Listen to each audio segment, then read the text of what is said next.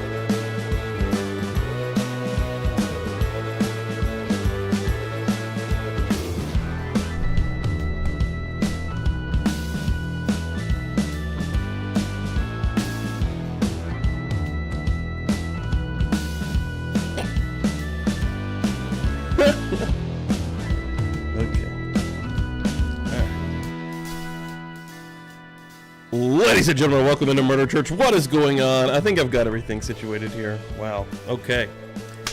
Murder Church Week 6 coming at you.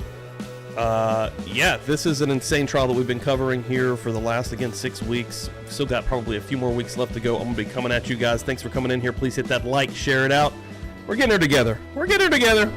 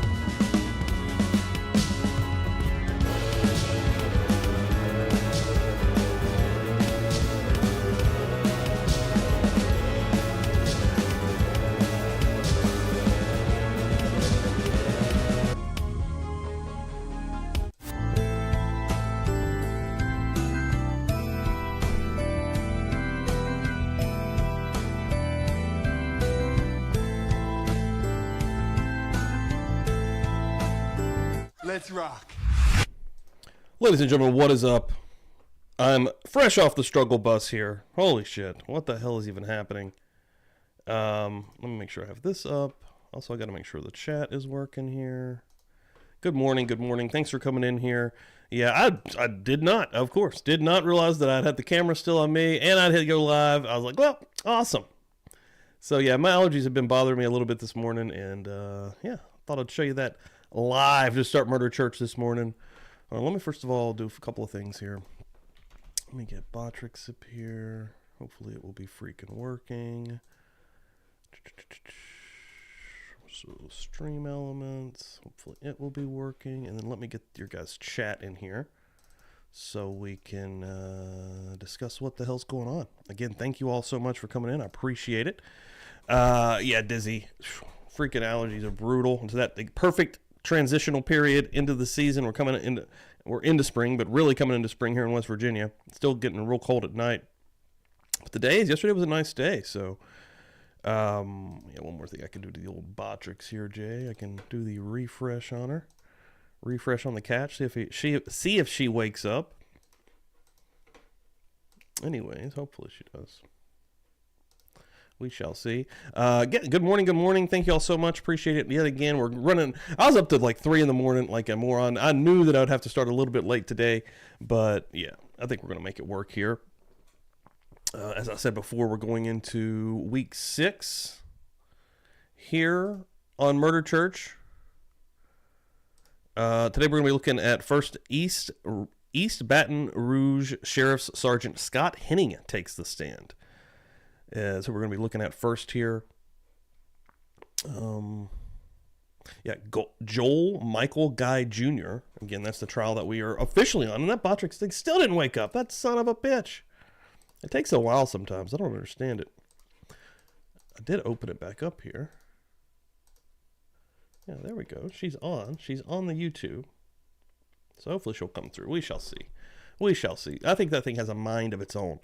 Friday night, whoever was here on Feral Friday, thank y'all so freaking much. We had a great time watching Pearl on Kick. That was a wild time. I did take X off of Kick. The previous Feral Fridays episode is gone. That can only be accessed through Patreon currently, guys. If you do want to see that, that is how you'll see that. And that's also what's going to happen to Pearl as well. So if you are a member over on Patreon, stuff like that will end up being listed there for the future, for the long-term future. I don't want to keep those over on X just in case. You never know when they might start enforcing the copyright laws. And then also, in the same vein, we're going to probably start recording more movies privately and uploading them on there. And yeah, so you don't want to miss out on that. So make sure you get up on the old Publicly Buzzed Patreon. Who's in here this morning? Pokemon, Mooney, Wildside, Jay's in the house. What's up, brother? Dizzy. Jay's getting ready to start covering, him and Bob are getting ready to start covering the Karen Reed trial. Which is going to be fucking insane. Thank you, Charlotte. Thank you. I love the green screen, too. I had to go run and change a green shirt because I'm an idiot. Hey, I'm wearing my Inside Number 9 shirt. Not sure if you can see that. A little bit. Sort of. What other American streamer is going to be wearing that shirt? Nobody! Nobody! Guaranteed. Charlotte, good morning. Debbie, good morning. Defense Attorney Meow, good morning. Dizzy, if I didn't say it, good morning. Mooney, Carrie 28. Miss Deanna, good morning. I know, wake up, you bitch. There, she's awake. Sorry. I apologize. Now she's going to get mad and run away and hide. Hey, you coming through here. Sarah coming through here. And I saw she said that she was up really late also. Yeah, I fucked up. There was this wrestling show that was live from California. It started at 11 p.m. Eastern time here. Still tried to watch it. Only missed the main event. So after this, I'm going to go check that out. But crazy time frame. I hate it when there's live from Cali because here on the East Coast we get screwed on that time frame. But that's usually the norm for the opposite, right? So, because everything usually goes by the Eastern Standard Time more often than not. Still looking through here right here. Sheila's in here also hanging out. Bonnie Bailey's hanging out back here. Amber's hanging out back here. That's what I like to see, guys. Thank y'all so much for coming through. City Kitty, that's right. The Broken System podcast coming through here. Thank you so much. Hello, Spring. We got a full house in the church. Let's go. That means we're going to get some bells. This place is dead anyway, man. This is for, I'm hitting these for everybody. But Viv this morning told me yesterday on Twitter when I was showing some of my gypsy videos. Hold on. I'm going to get a couple of those up. Yesterday, she was on Groundhog Watch, folks, making sure that we were not going to be attacked by some groundhogs. And I've got a story. My theory as to why Gypsy is so fucked up, honestly, right now, is because of a groundhog situation that happened. So, she's always on Groundhog Watch. And yesterday, Viv came through and she was basically like, I'm not going to be able to make it in the morning. None of them have been doing a lot of work around the property. It's starting to get beautiful. So, I told her I'd ring the bells for her. But I also want to show off exactly what Gypsy was doing yesterday. I was doing a little bit of grilling. Suzanne coming through here also. What's up? And Miss Deanna going to start us off right with a $9.99. Ring the bells and say, nah. Hold on, let me get the bells. There we go. We get the bells going, baby. Thank you so much, Miss Deanna. I appreciate that. Come in, grab your pew, take a seat as we get ready to start her out, baby. I don't think so. Hey, I get it, Todd. It's not for everybody. We watch a lot of fucked up movies, buddy. So I want to show this right here. Hold on. This was us yesterday. Let me get the sound going here. She was out all day yesterday. She did not want to come back in. Could not blame her. I know what Gypsy's doing. Gypsy's a groundhog watching. A bunch of groundhogs live under that porch over there. She keeps a good eye on them. Yeah, that'll burn the shit out of me.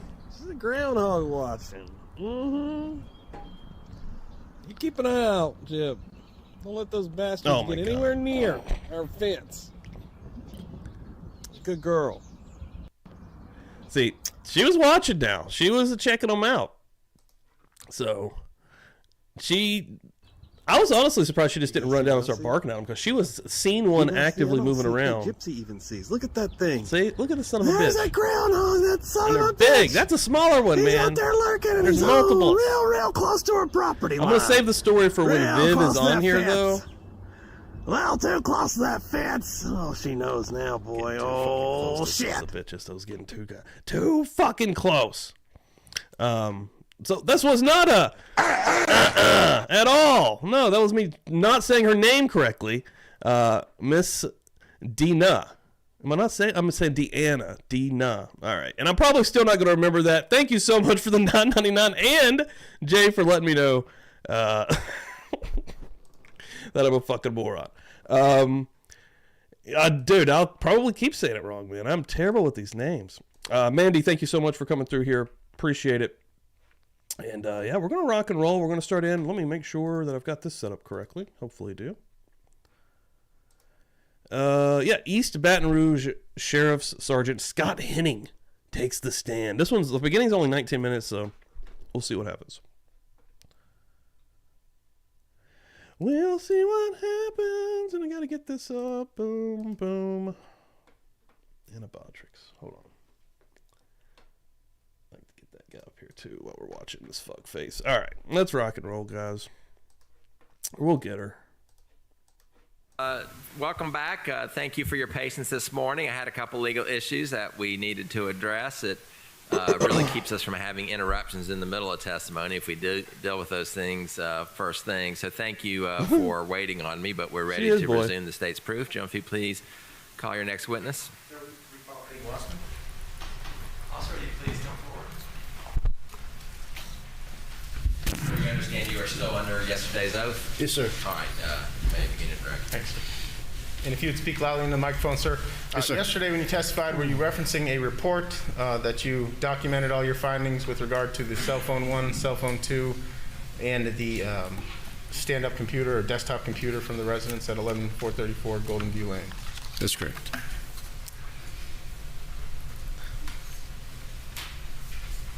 Okay, it's been pre-marked as State's Exhibit 648, sir, and ask you if you recognize that document.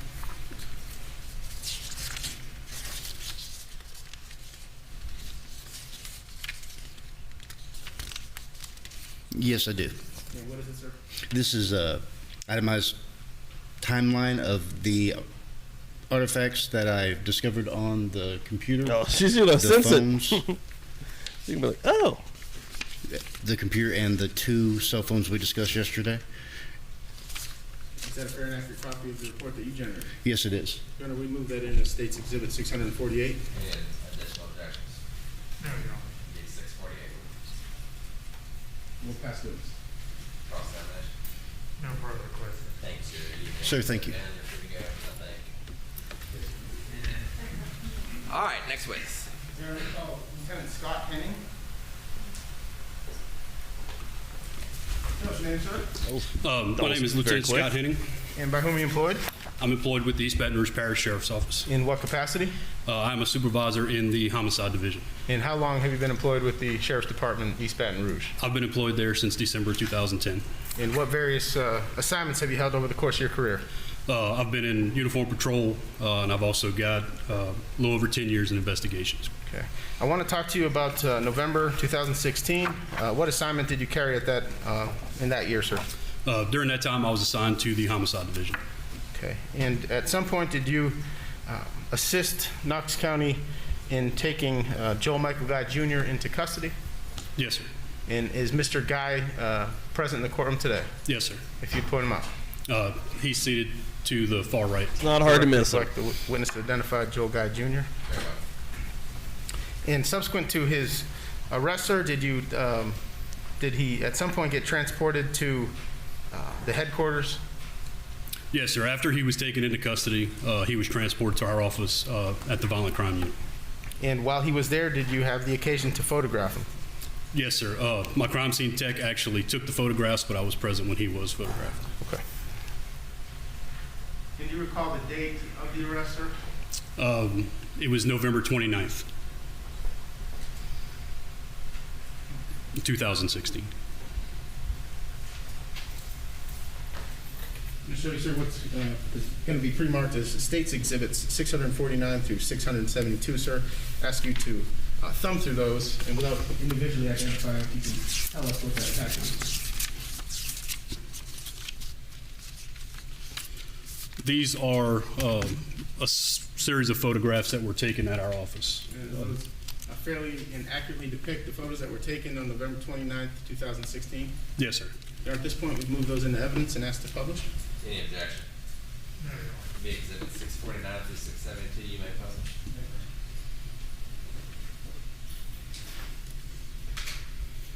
I'm having direct your attention to the overhead board. If you could identify exhibit 649. This is a photograph. This was taken in our kind of a booking area just outside of our temporary holding cells at our office.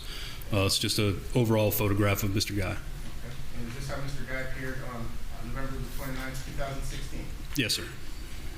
Next photo. This is just a little bit closer up angle of his face and upper torso.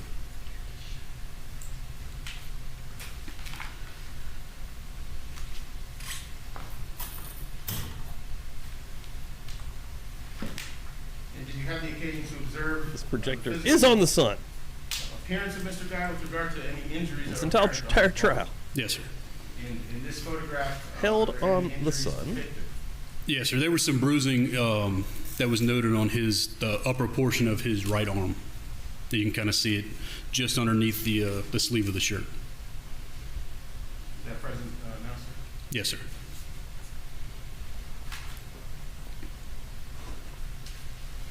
Next photo.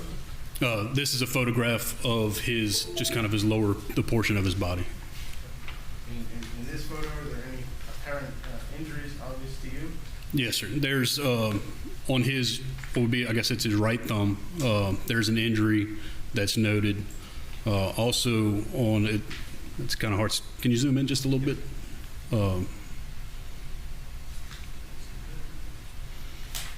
Yes, sir. His right thumb, and then there's also an injury to his left hand. You can kind of see it on the inside of the thumb nearest the second finger.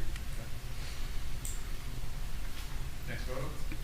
This is a photograph that was taken, kind of a top view of his hands. And are there any injuries apparent to you on his hands? Yes, sir. Again, you can see the that slice to the inside of his left thumb. There's some scratches, I believe, to both hands, and up above the wrist on the right side.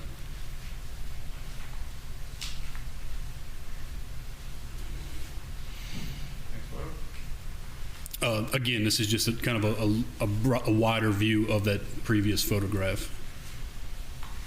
Next photo. This is a close-up photograph of his the injury to the right. I'm sorry, the left thumb, and you can see that. Miss Dina.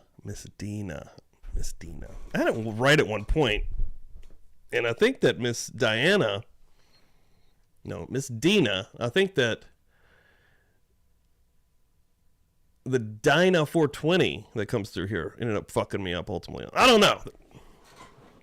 Still fucking with me, guys. I'm sorry. At this point, it looks like it's beginning the healing process, starting to scab up. Next photo. This is a photograph of just the underside, the palm side of his hands. Again, you can see there's a slice on the on his right hand, also several scratches on the both palms.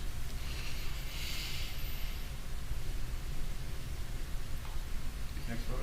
This is just another photograph of that same area. And again, you can see the several slice marks and cuts on his hands and fingertips. Next photo. This is just a zoomed in photograph of the injury to his palm. Next photo. This is a zoomed in photograph of what looks like a cut or slice to his to the tip of his finger. or middle of his finger. So. This is a photograph, kind of a close-up photograph of that bruising that I spoke of earlier on his right arm. And there's also a scratch at the near the crease of the elbow.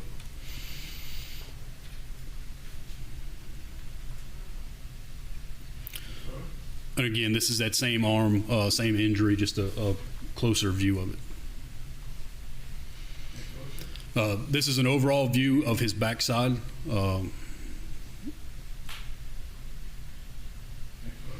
This is a more focused view, kind of capturing the upper portion of his torso, or the back. Any injuries apparent to you on the back of his arm, sir? Can you zoom in a little bit towards the right? I'm having trouble seeing on the screen. Yes, there's what appears to be scratches on the back of his right elbow. And again, that bruising that we saw on the front view of the upper arm, it's a little more apparent here in this photograph from the backside. When you say bruising, is that one arm or both? It appears to be both arms.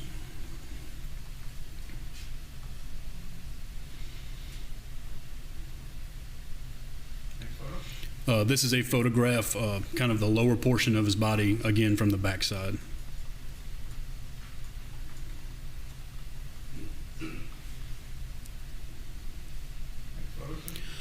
This is a photograph of the front of his legs. We noticed that there were some scratches and bruising on the upper portion of his legs that were initially covered by his shorts.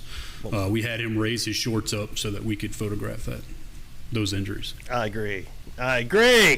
Oh, God. And this is a closer view of a scratch on the top side of his left leg. This is a photograph of a back profile with his shirt removed. Get you some of that. Son of a bitch! This is a photograph that kind of focused in on the upper right portion of his back. And as you can kind of see in the photograph, there appears to be some bruising, maybe some red marks in this photograph. Hold up! Hold up! Hold up! This is a side profile of Mr. Guy. This depicts his right side. Yes, sir. Again, you can see the bruising on the upper portion of the arm above the elbow and what appears to be some kind of abrasion or brush burn type injury.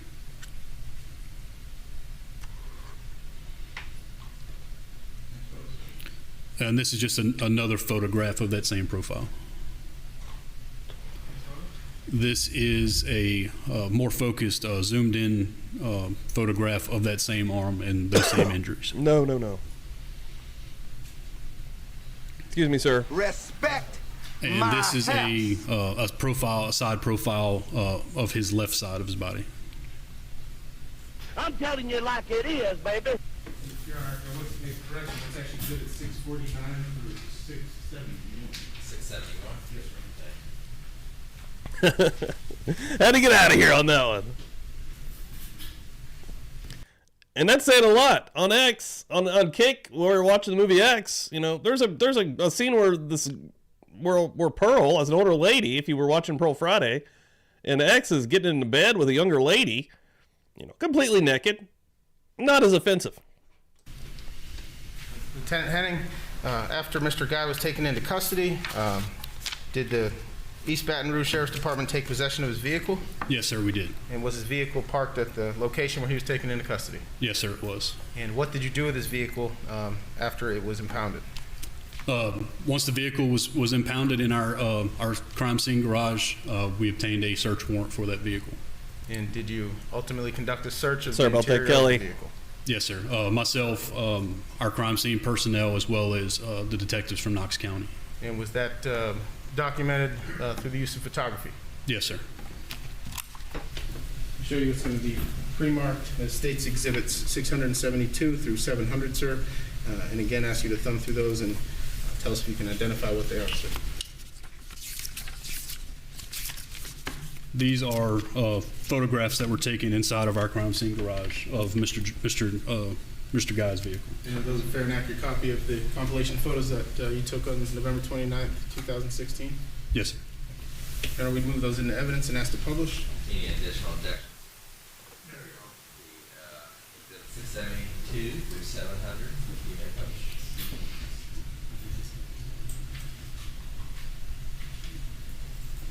What's up, Chris? Thanks for being here, bud.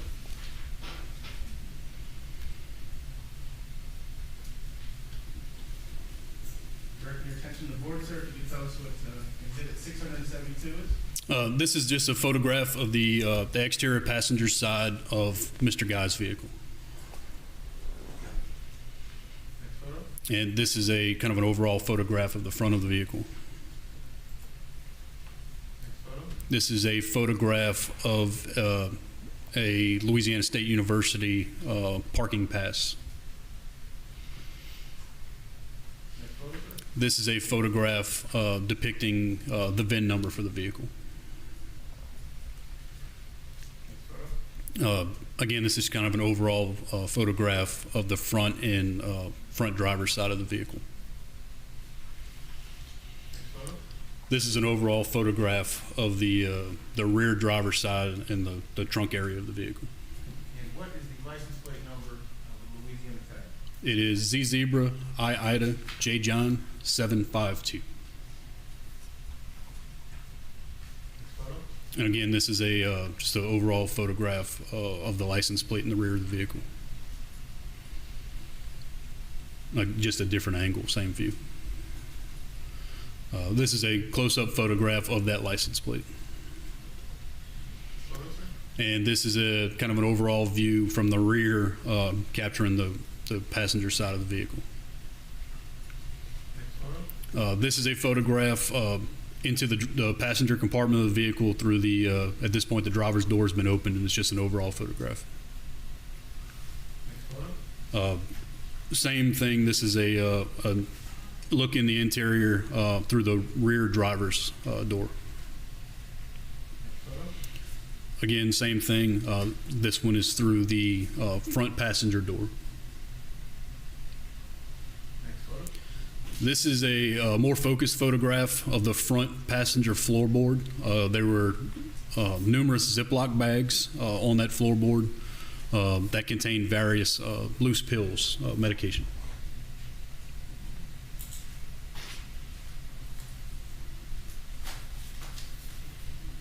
Next photo. Again, this is a just a closer view of those Ziploc bags, and you can see the pills in several of different bags. Photo. This is a photograph of the kind of center console area as well as the two front Truth. seats. This is again taken from that front passenger door. Next photo. This is a view into the rear passenger compartment through the rear passenger door. Next photo. This is a photograph of the trunk once it was opened. And did you have occasion to document what items were in the trunk, sir? Yes, sir. There's a large red gas can.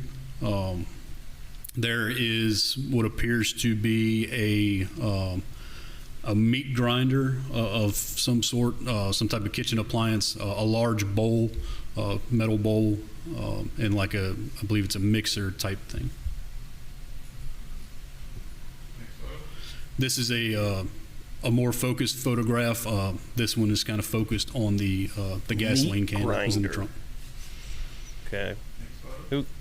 And It again, goes this back is to their that- parents that on large Thanksgiving with a bowl. fucking You can meat see the grinder. here, or parts of the meat grinder. Next photo. This is a photograph of the so where the spare tire would be inside of the trunk. Once that flooring, the carpet was raised, these are the items that were there. Again, you can see a spare tire, floor jack, what I believe is an air compressor, and another gas can. Next photo. This is a photograph of the gas can that was found in the, I guess, the main portion of the trunk, if you will. This is once it's been removed from the vehicle, it's photographed on the ground. And what's the capacity in terms of liquid for the gas tank? This is a 5-gallon, 18.9 liter container. And the manufacturer, sir? It's American, AMERICAN.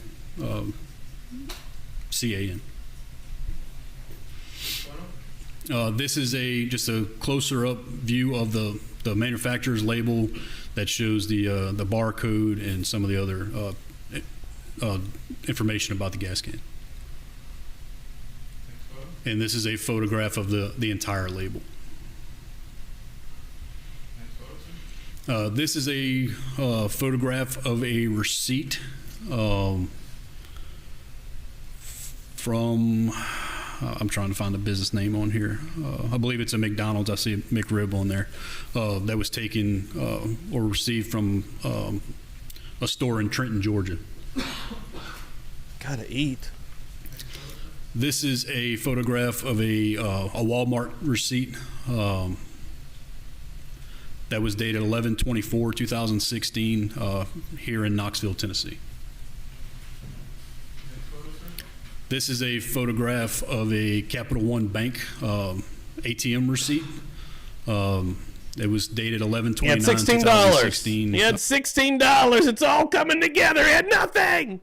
This is it. Father, what do I do?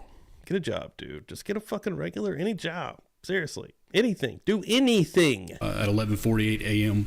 And it was from the Capital One Bank at 3930 Burbank Drive in Baton Rouge, Louisiana. This is a photograph of the Louisiana motor vehicle registration certificate, and it has the same VIN number that we observed on the vehicle, and also shows that Joel Michael Guy Jr. Is the registered owner of that vehicle. Right? And I apologize. I know McRibs is a popular item, but I cannot get behind the McRib sandwich. It's fucking insane. Talk about some fake food. Everything you're already getting on there is horrible trash for you. But the McRib? What is that? The sauce is weird. The fucking fake little meat riblets are weird. The whole thing is not that good. Like, people love that shit. The McRib is back. Okay. Oh, yeah, guilty. McRib eating motherfucker. Someone in here that loves McRibs is like, oh, God, we're going, baby. All right, we'll go on the next one. We'll keep rolling here. Special Agent Gary Coleman is back again, and Special Agent Robert King, FBI Special Agents. Why do they keep bringing them back like this? I've never seen it like multiple times. It's not just one or two people. Like they all, most of these folks come back for a second round of questioning at some point.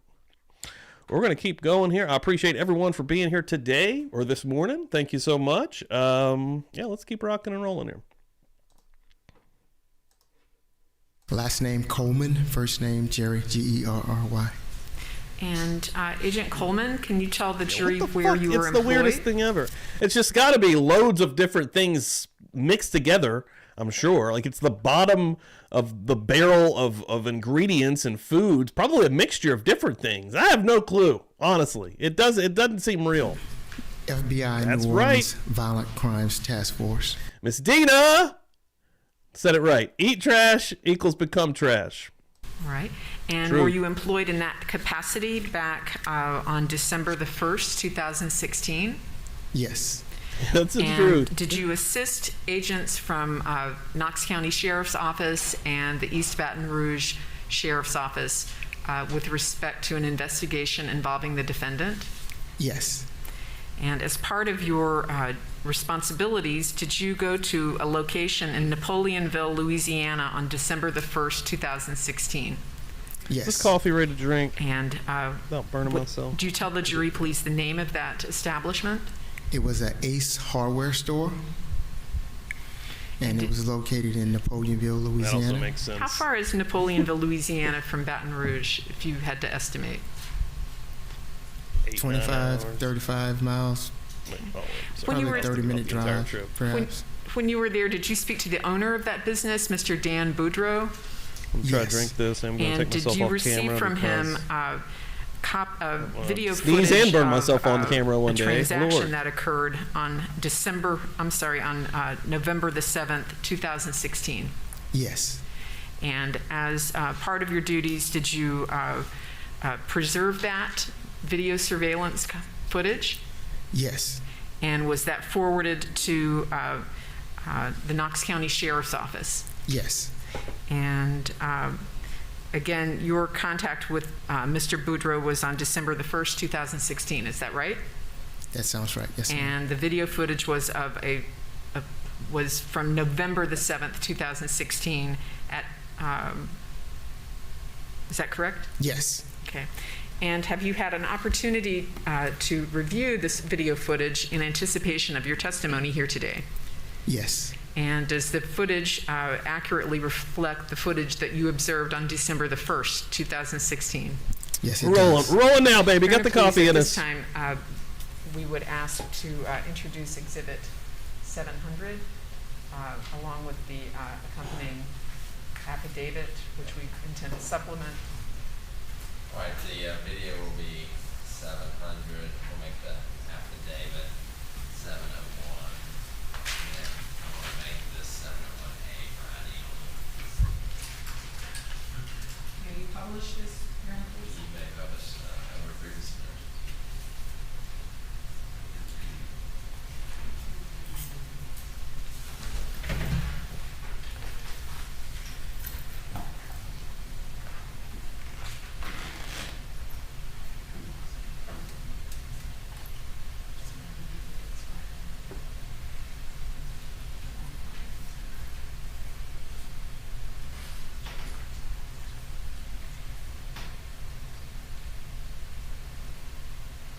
And again, sir, this is the Ace Hardware store in Napoleonville, Louisiana. Is that Yes. Little murder shopping. Probably happens all over the world at all times and happening right now. So many fucking murders. People plotting murder, planning murder, committing murder. Shit's crazy.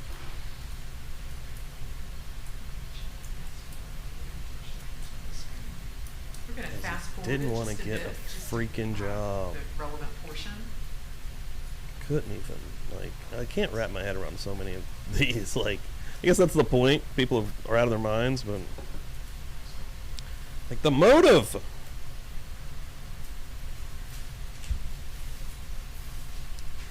There he is. There's old fuckface. The middle of the screen. Must have been the day he got picked up wearing the, unless he, you know, hell, I don't know. Ogre probably wears the same clothes all the time.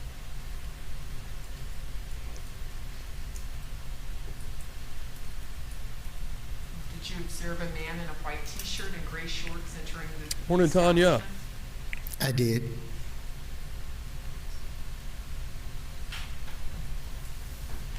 Whoa, Mooney. That's interesting. Wow. That sounds intense, actually.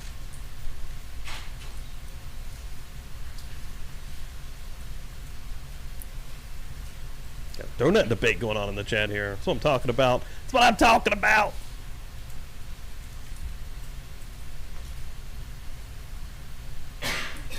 I like them, but I've definitely started to stray and stay away from them. Which that's the truth about all sweets now. I did fuck up yesterday, and I did a little bit of a cheat today, but with a sweet. But that is rarer for me now. I've been doing pretty good. It's hard. He's very awkward. Instant shit vibes. Like if I seen that guy walking in, I'd be like, yeah, we're gonna go down this aisle real quick.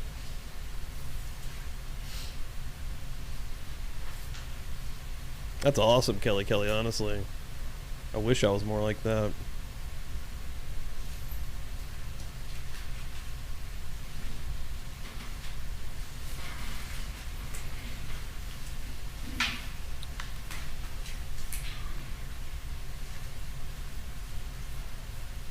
Can't find what I'm looking for. Do you see that same individual in the frame now, in the white t-shirt? I do.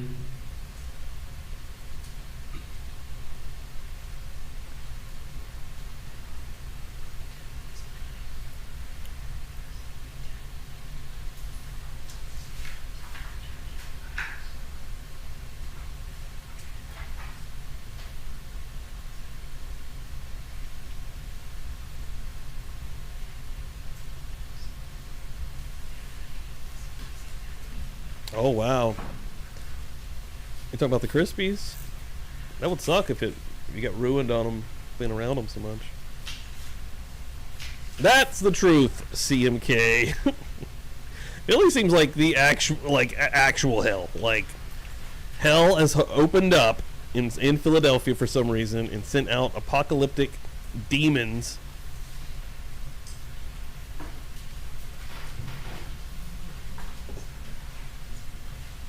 What's up, Dave?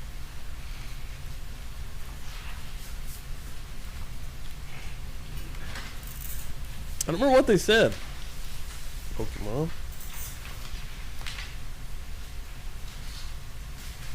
Just the hardware store?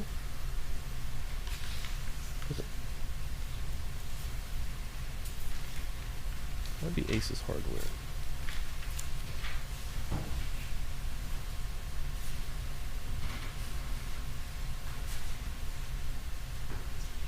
Riveting stuff. I'm sober enough to know what I'm doing, and I'm drunk enough to really enjoy doing it. Well, let me tell you something, brother.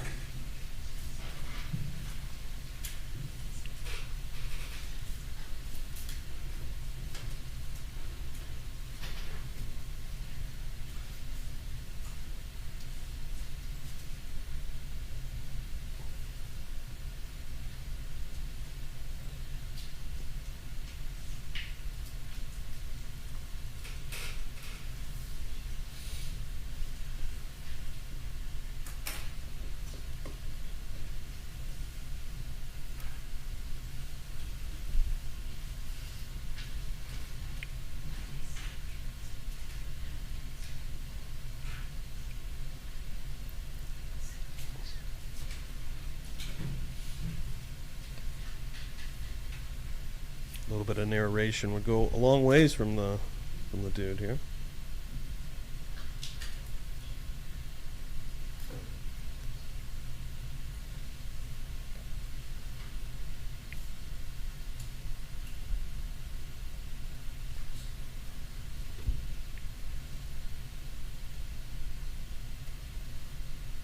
There he is, creeping around. Got a little buggy coming up. I do.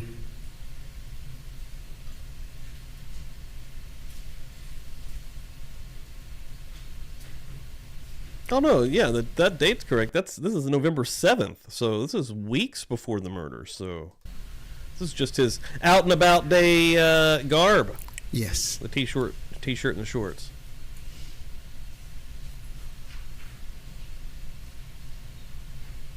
Ew, that man almost touched him.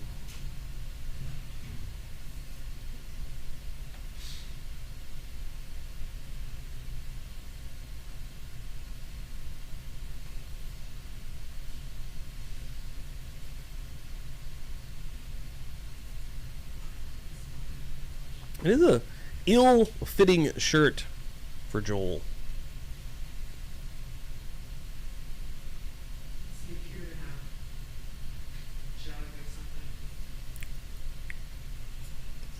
Yes.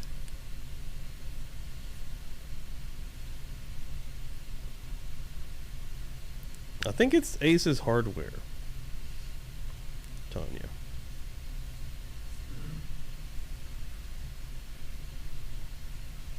Oh, I love the Trailer Park Boys, Patricia.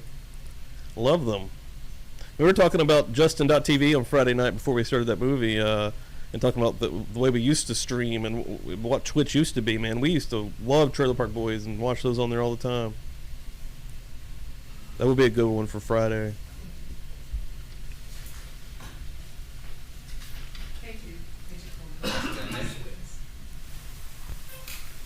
I know, that's what I was thinking. I was like, this is just his out and about attire while outside. I'm sorry that we had you sit up here for nothing, sir. And by whom you employed? We don't understand how this shit works here. Currently employed with Azimuth Inc., a company out of West Virginia. In November of 2016, who were you employed by? I was a special agent with the Federal Bureau of Investigation. And have you since retired, sir? Yes, sir. And how long did you serve with the Federal Bureau of Investigation? Just shy of 22 years. And in November of 2016, what assignment did you have, sir? I was assigned to the New Orleans Baton Rouge office, and I was working violent crime. And did you have occasion to assist in an arrest of Joel Michael Guy Jr. in Baton Rouge? Yes, I did. And was that on November the 29th, 2016? Yes, sir. And is he present in the courtroom today, sir? It's a gentleman over there in the, I believe either dark blue or black tie, the one on the right. The record reflect the witness identified, Mr. Guy. Very well. And, sir, I want to talk to you about how you assisted law enforcement. Did you, in your capacity as an FBI agent, travel to various stores and review surveillance systems to see whether or not Joel Michael Guy was present on the surveillance security systems? Yes, sir. Starting with Lowe's, sir, have you had a chance to review that video prior to testifying today? Yes, sir. And I want to talk to you about what you physically did. Did you go into Lowe's and view the video at Lowe's physically in Baton Rouge? Yes, sir. And did you talk with a Charles Spears? That's correct. And what was his job within Lowe's? He was one of their asset protection managers. And do you recall what day you did that on, sir? I'd have to refer to the report, but Okay. Was it short in time after the arrest? oh, yes, sir. I may approach him. Let me hand you a report. You call it 302, sir. That's a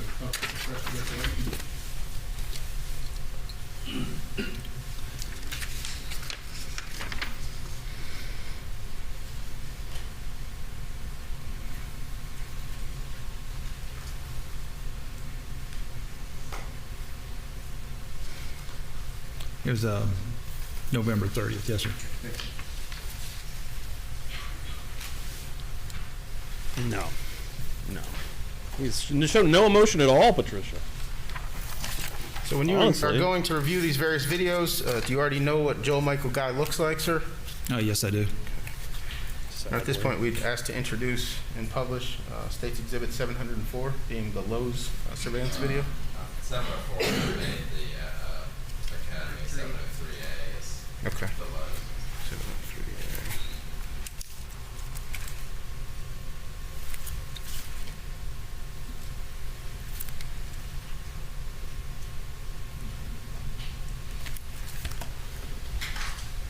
So directing your attention to overhead board, sir, I'm asking if you could describe to us what you're watching on the security surveillance system. It's the overhead camera at the Lowe's Home Improvement in Gonzales, Louisiana, where you can see the customer checking out.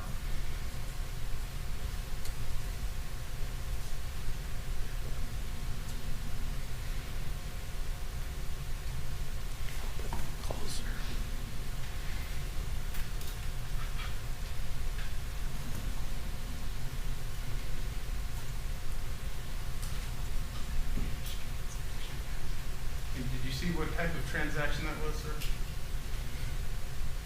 He purchased an item. It's hard to tell just on the video. You see whether or not he used cash or a card? I believe it was cash. Next, I want to ask you, sir, if you had the cause to travel to Home Depot in Baton Rouge. Yes, sir. And on that date, did you speak with Aaron Haskins, sir? The initial contact was via phone, and then subsequently I met there and picked up a video. And tell us what you did inside Home Depot. First of all, what date did you go to Home Depot? I'd have to refer back to the report. Okay. May I approach, John? Sir. Thank you.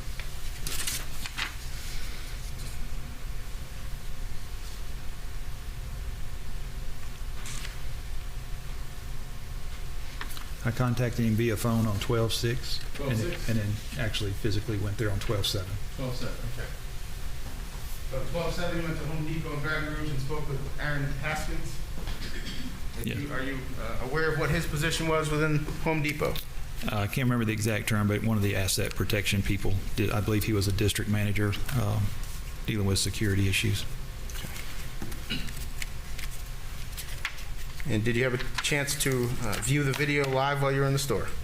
Yes, sir. That's kind of standard what I do. When I go pick up a video, a lot of times early in the career you get back to the office and it wouldn't work because everybody's players are different. So when I pick one up now from a business, I always watch it, make sure it works before I take it and leave. So we watched it there. Then I returned to our office, which was not even a quarter mile probably from that Home Depot, put it in our player, made sure it actually worked on ours as well, and then forwarded it to the sheriff's office here. Okay. And was the video same as it was in the store, sir, when you subsequently viewed it in your office? Yes, sir. And did you also obtain 2 receipts from 2 transactions that occurred on November 18th, 2016? Yes. And did the video show 2 transactions that occurred on November 18th, 2016? Yes. Did you have a chance to review the video prior to testifying today? Yes, sir. Yes, sir.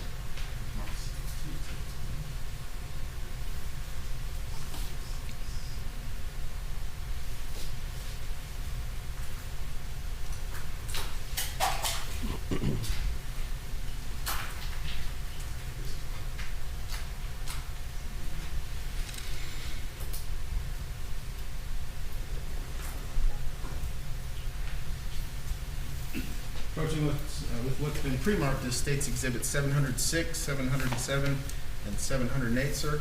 Starting with 706, I'm going to ask if you are familiar with that document, if you could tell us what it is, sir. It's a sales receipt from a Home Depot store by our office with the cash amounts listed and the particular items. And what items were purchased, sir? What's little baby Mike doing? This Mike had a baby Mike. Like a, Get you to speak. sorry. The baby Mike's not like a catching you, sprayer sir. And then Get closer. A 1.5 gallon sprayer and then a 32 ounce bottle is what's listed. And is that a fair and accurate copy of the receipt that you obtained from Mr. Haskins at Home Depot? Yes, sir. Now, we moved that into States Exhibit 706. Further objection would be 706. Next, I'm going to hand What you, was the date on that purchase? this is 11/18/2016. 707, sir, if you can tell us what that document is. It's another receipt from 11/18 from the Home Depot, same store.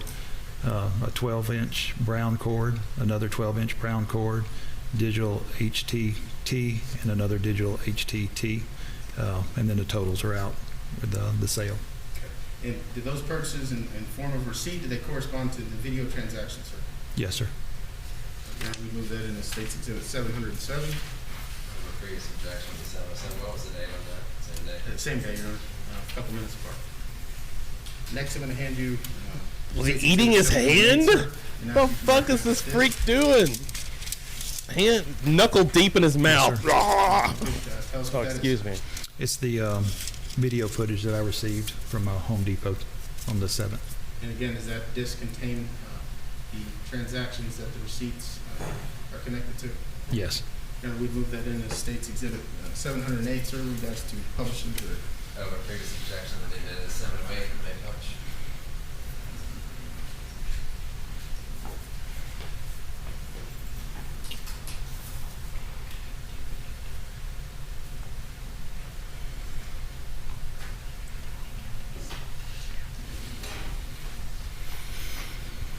Starting with Exhibit 706, sir.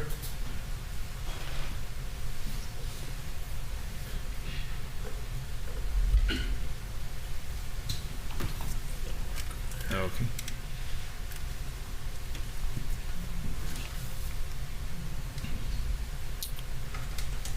The Home Depot receipt. Is this what you just looked at on the stand, sir? Yes. Exhibit 707. Same thing, the second receipt, dated 11/18. And what time did this transaction take place? This one was, I believe, 2:49 p.m.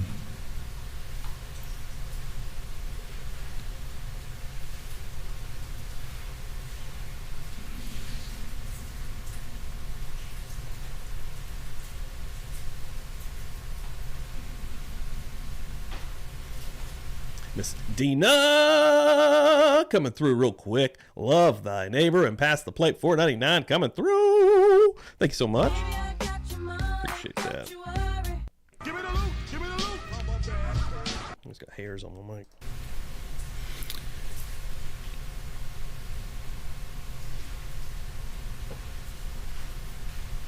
The individual coming into view in a white shirt, you recognize that individual? Yes, sir, that's the defendant, and these are the overhead cameras from Home Depot. stamp on the video, sir? 11/18/2006 at 2:49 and 47 seconds. This was the self-checkout. Okay.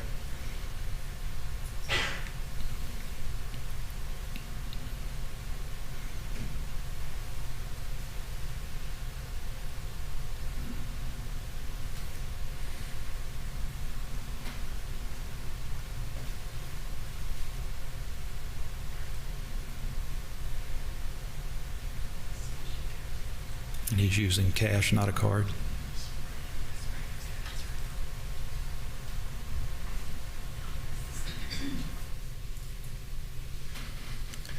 This fucking guy.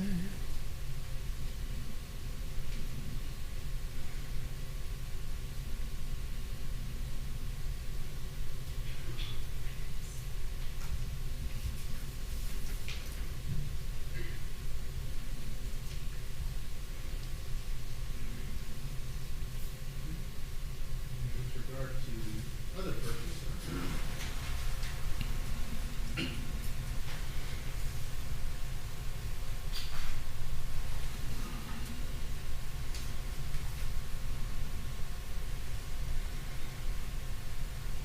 Yeah, this is days later after the other one, so yeah, he's collecting this over time from different stores. I mean, that's, you know, semi-smart.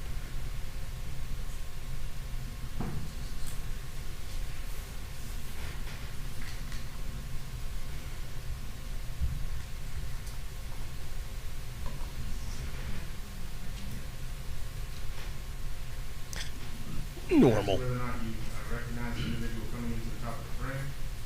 Yes, sir, that's the defendant wearing the white T-shirt. And if you would give us the Yeah, maybe that is the November 18, extra sus part. 2006 at 3:01. Good point, It was yeah. shortly after the first purchase. 'Cause, yeah, if anybody, like they're doing now, is looking at it with any deal of scrutiny whatsoever, they're going to realize, why would he be prancing all around town, going to multiple hardware stores?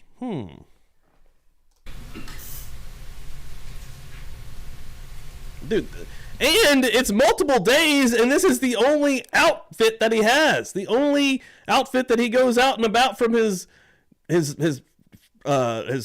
apartment from is this baby Gap white T-shirt, as it's being referenced in chat. The super way too short shorts, honestly, and these slippers or these slide-ons. Like, that's all that's period. When he gets arrested after, that's what he's wearing. Like, come on, what is going on here? He has a uniform. He has a murderer's uniform. It's all coming back to being a Penguin comic book character. They don't change outfits, guys. This one would coincide with the sprayer bottle receipt. Yes, sir.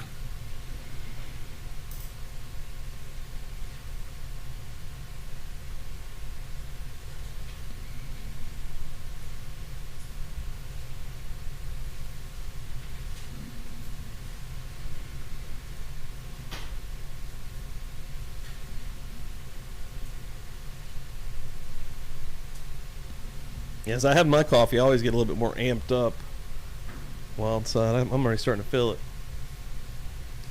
Ready to fight somebody. So I'm so aggressive on Twitter when shit starts getting real. I'm just hyped up. I'm like, wow, where are we going right now? Gotta calm down. I'm like, oh my god.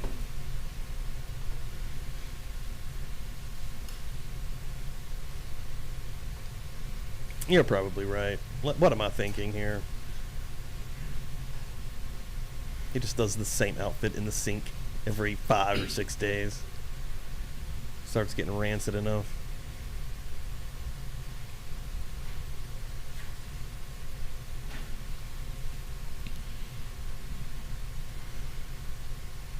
Deep plotting of the killing of your parents in such a brutal and barbaric way is so unfathomable, but let me check my nails here.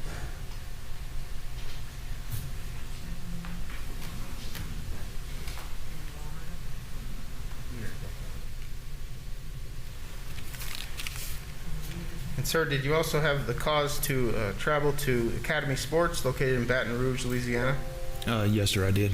And did you make contact with Jeff Graybill? Yes, sir. And what was his title within Sports Academy? I can't remember offhand, but he would have been one of the asset protection people. Okay. And did you then look at their surveillance system, sir? Yes, sir. And were you able to identify whether or not the defendant was present in Academy Sports on November 18th and November 19th, November 29th, 2016? Yes, sir, we were. Okay. Have you had a chance to review that video before testifying today, sir? Yes, sir. Hold on. I got...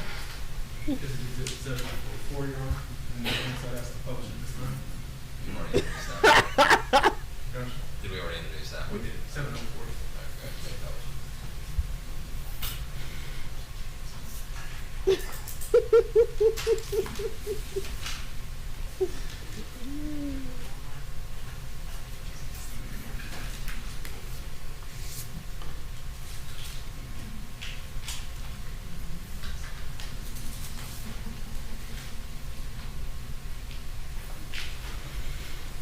Starting on the 18th, sir, direct your attention to the entrance. Oh, God.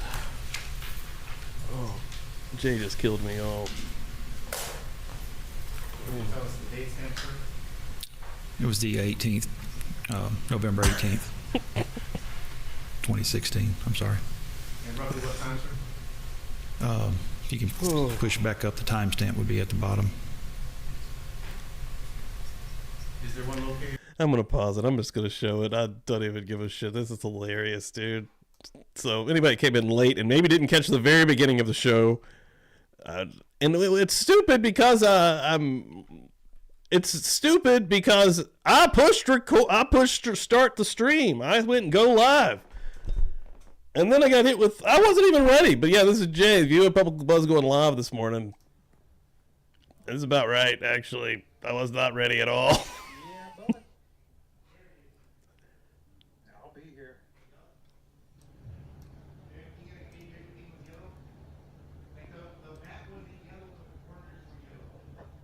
Dude. Ready to rock and roll, though. I'll tell you that. That cracked me up too damn hard. Wow. Oh, God. Whew.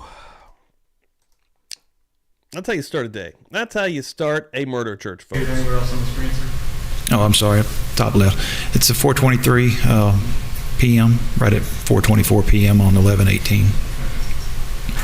Oh. And that's the defendant walking through the front doors. I haven't even seen what it looks like yet. I'm going to go look right now. Actually, on this out.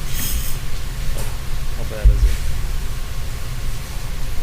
Next, looking at the ammo and electronics section of the store, November 18th.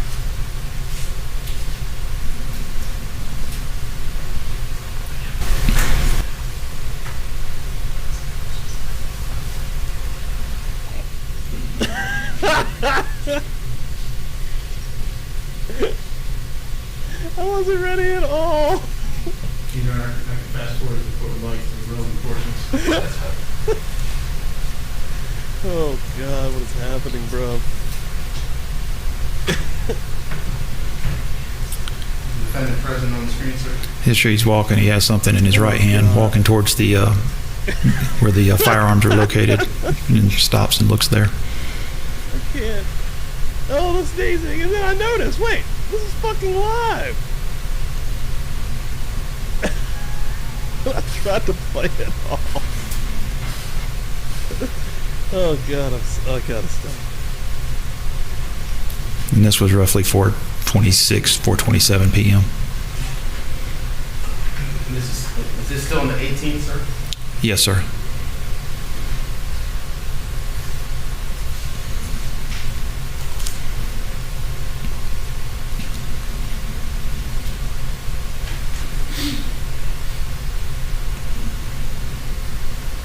It's the truth.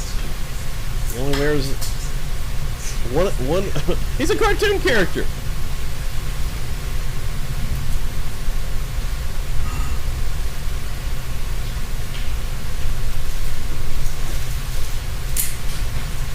Oh, God.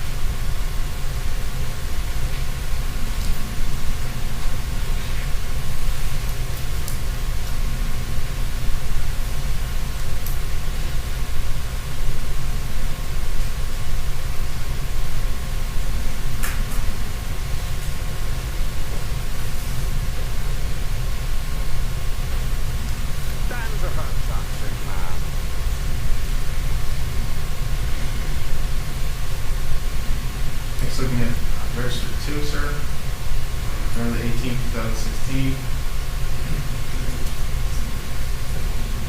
I don't remember asking you. This would have been 11:18, just a couple minutes after he walked away from the other video.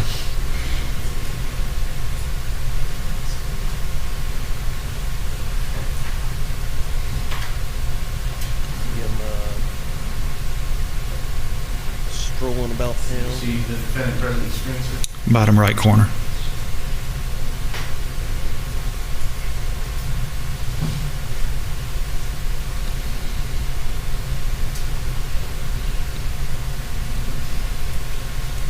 Is that a better view? Yes, sir. I've identified the bald spot. I think I'm actually blocking it. I was blocking the bald spot. Apologize. You have the exit camera November 18th, 2016. Yeah, this one looks like a Lowe's, right? This one has the Lowe's vibe. Bring back having Lowe's. 11/18/2020. About 2 minutes after he made the purchase, he walked outside. Is that 2016, sir? Yes, 16. I'm sorry. Going to the following day, November 19th, 2016. Referring to the entrance.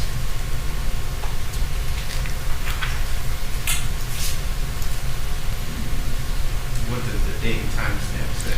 It's November 19th, 2016 at 9:06 a.m. the following morning. That's the defendant walking in with a bag. This fucking guy, bro. We're up to 11:19 now. Every day he was going to doing something. November 19th, 2016. Same thing, November 19th, 2016, 9:07. He walks back, same aisle he was in the previous day, same section. I didn't get everything I needed. We'll just go back. Picks up a different item and then walks out of view.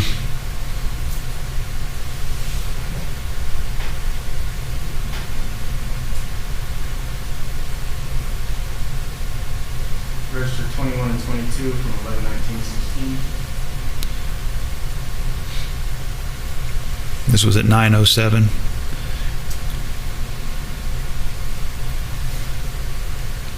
Is he coming to the frame, sir? Yes, sir, he's at the top of the frame walking.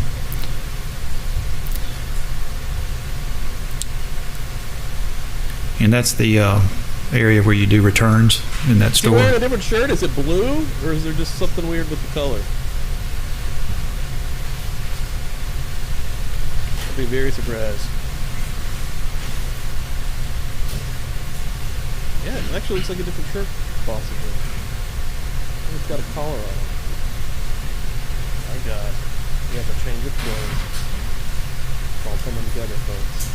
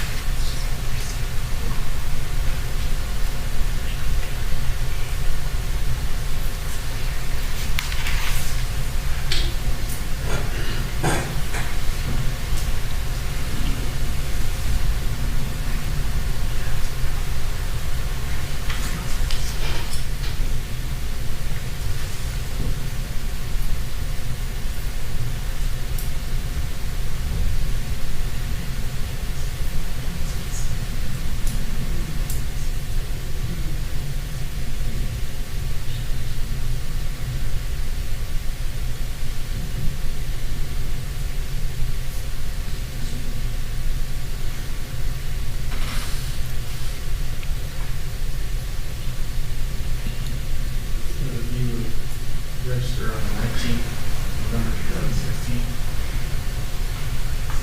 And this was at 9:07. I know. It's Like you said, it's a lot. just looking from a different angle. Like we get it. I mean, I guess they're getting it all in there for the record. I don't know, but yeah, he is. He's wearing a collared blue shirt for. It was some type same of knife shorts, or and I blade. bet underneath is a white shirt.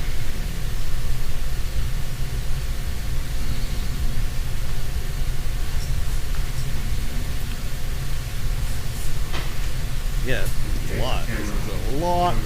Defense attorney meow. What did y'all do at Murder Church today? Well, we watched him This was at 9:12 a.m. on the gallivant around 19th after he finished New the Orleans exchange looking and for his return. materials to off his parents with.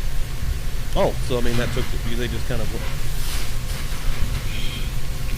No, it wasn't brief at all. No, we watched every moment of every step in every store on every day.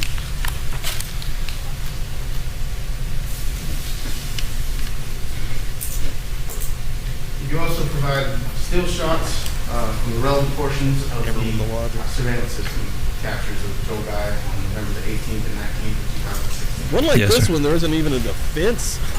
The defense is, I believe it's 709 through 731, sir. I'm going to approach and show you what's been pre-marked. What's in all those States folders? Exhibit 709 through 731 for identification. I ask you if you recognize Any those pictures. questions? These are screenshot or images from the videos that we just watched. Are those a fair and accurate copy of the still shots that you created, sir? Yes, sir. And we've moved those in as States Exhibits 709 through 730. The previous objection was into the 709 through 730. Did you say 731? I did. You made that.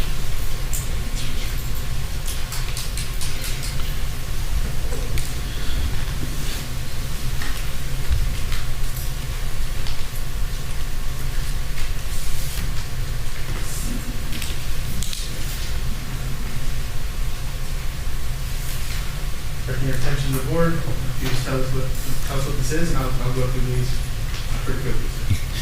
It's the defendant entering the Academy Sporting Goods on November 18th at 4:24 p.m.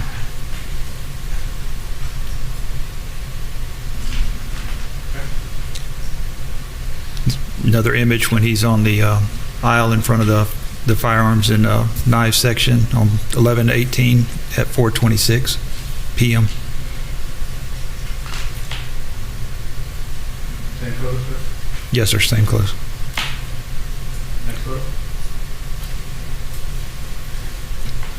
Same date, 11/18 at 4:28 p.m.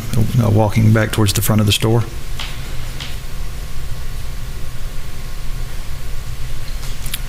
November 18th, 2016. This was at 4:30 at the checkout. Again, 11/18, 2016, 4:31, as the defendant walks out the door.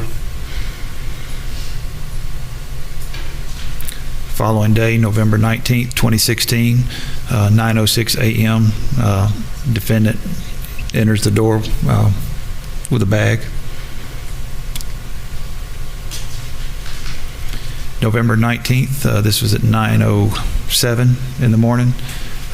He was in the same aisle he was in the previous day. He's walking back towards the main aisle that will take you to the front of the store. November 19th, 2016, just 9:08 a.m. He's at the exchange counter.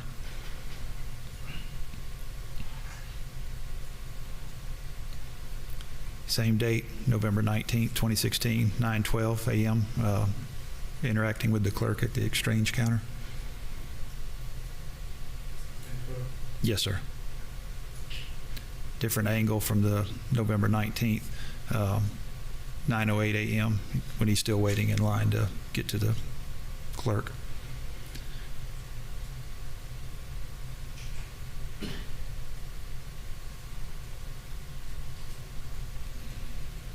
Same photo.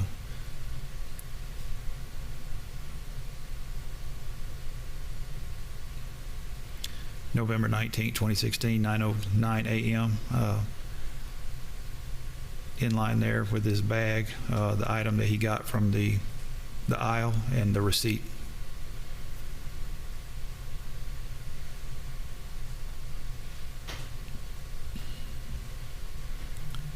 Same date, November 19th, 2016. This is 9/11, when he's getting ready to have discussion with the clerk.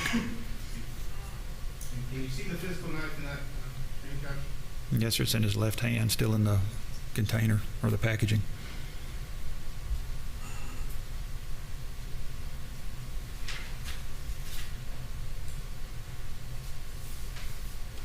just as more same detail picture.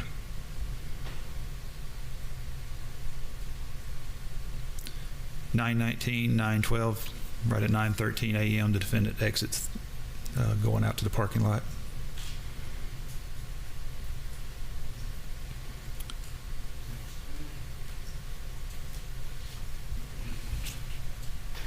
Last, I want to ask you whether or not you had the occasion to travel to Walmart in Baton Rouge Yes, sir. in response to potential videos with Joel Michael Guy Jr. In them. Yes, sir, the one on Burbank Avenue. Okay. And at that store, did you talk to a Leanne Hildebrandt? Yes, sir. And do you recall what her position? Holy shit. I'm just going to pop this over. This is fucking wild. This was happening last night, I guess. There was an active shooter situation from California who was on a rooftop armed with an AR-15 rifle and pistols and was broadcasting. He was live streaming this.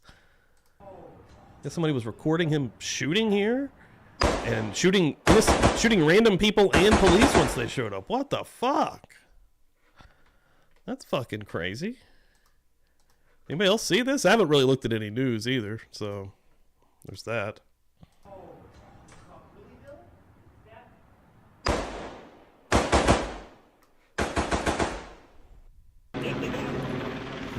Oh, they got him. There's the link to LAOC.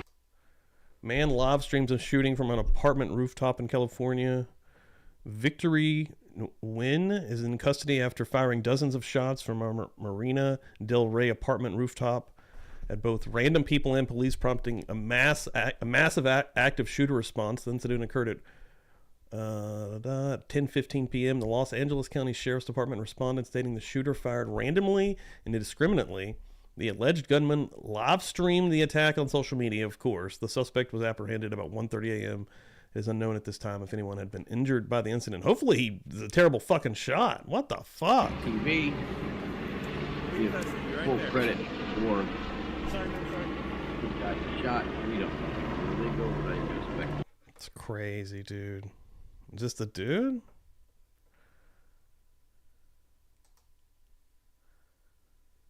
What the fuck, man? Holy shit.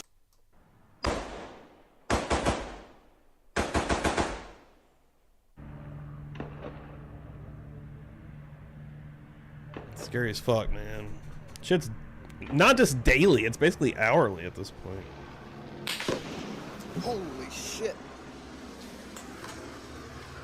Wow.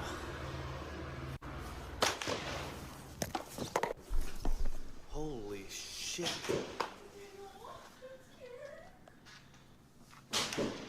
Yeah, somebody's shooting. This is the police. This is getting caught. No, that is definitely not the police. What is he shooting at? That from inside the apartment, another apartment complex. Oh shit, look at this shot. Everybody's got cameras. Wild. What the fuck, dude? That shit's crazy. Wow. Was within Walmart. Well, I'd call him an asset protection manager. And while you're at Walmart, were you able to view video from a transaction on November the 21st of 2016? Yes, sir.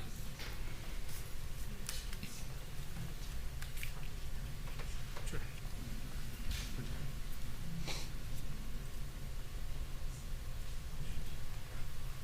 And Your Honor, I would now like to publish what's previously been entered as State's Exhibit 350. That's for sure. That was the surveillance footage from Leanne Hildebrandt pursuant to a 902 affidavit that the court found sufficient. This is exactly Walmart. It is, Your Honor.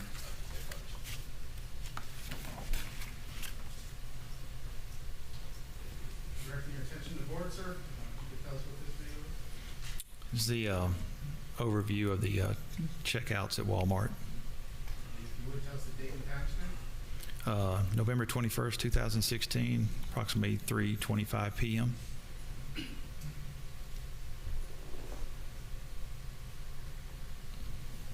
let us know an individual you believe to be Joe Michael Guy Jr. enters the frame. You can see him at the top. He's turning into the self-checkout. He's pushing the cart with the containers in it. He's wearing shorts and a white shirt. What color are the containers? Blue.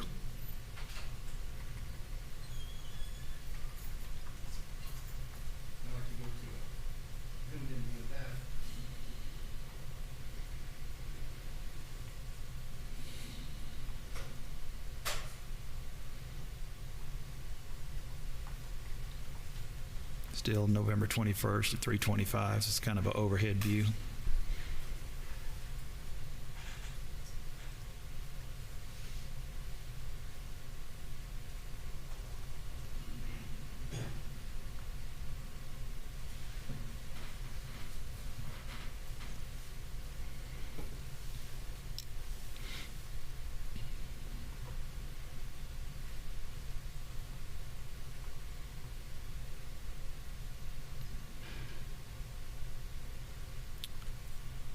That's the defendant, just came into the screen at the bottom of the screen. You can see the parts of the containers and the top of the defendant's head.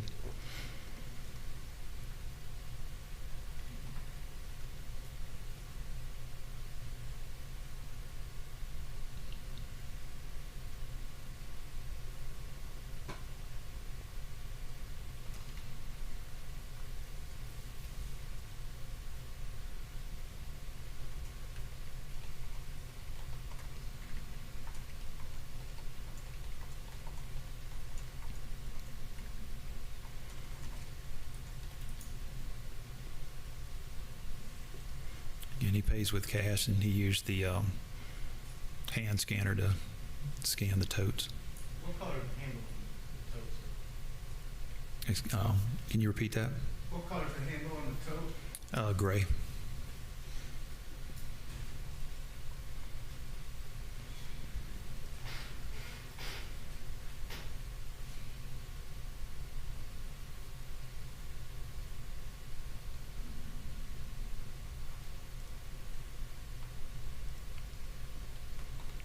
In the form of payment? Cash transactions. You can see he's having problems with the bill receiver.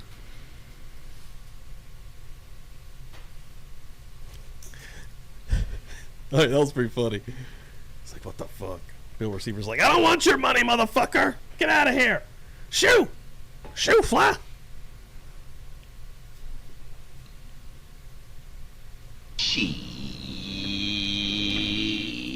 Don't want it. I'm telling you like Don't it is, want it. baby. Get out of here. You got to just lay like a small turkey or chicken next to him? The hell? They don't want my money.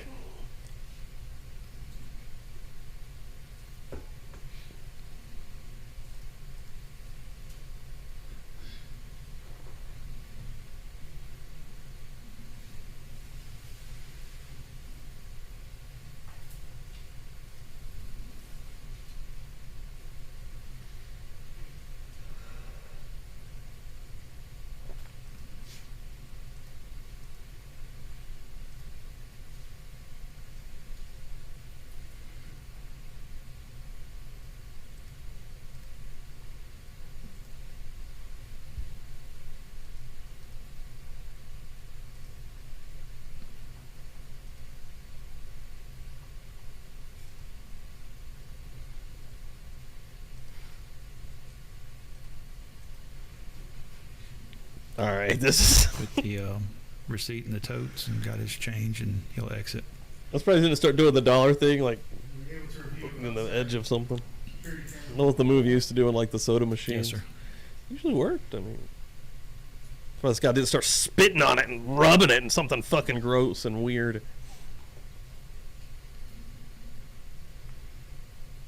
November 21st, 2016.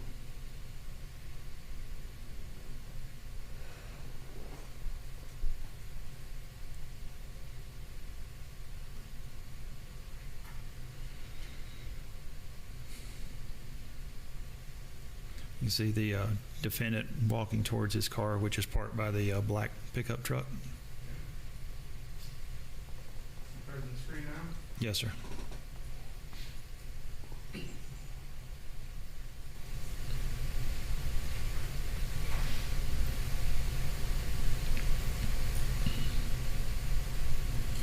what he's doing, sir. Removes the bag that he had placed inside the totes in the car.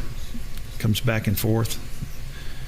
Then he actually pulls another tote, basically the same type tote out, puts it in that tote he just bought, and then he puts both of them back in the car.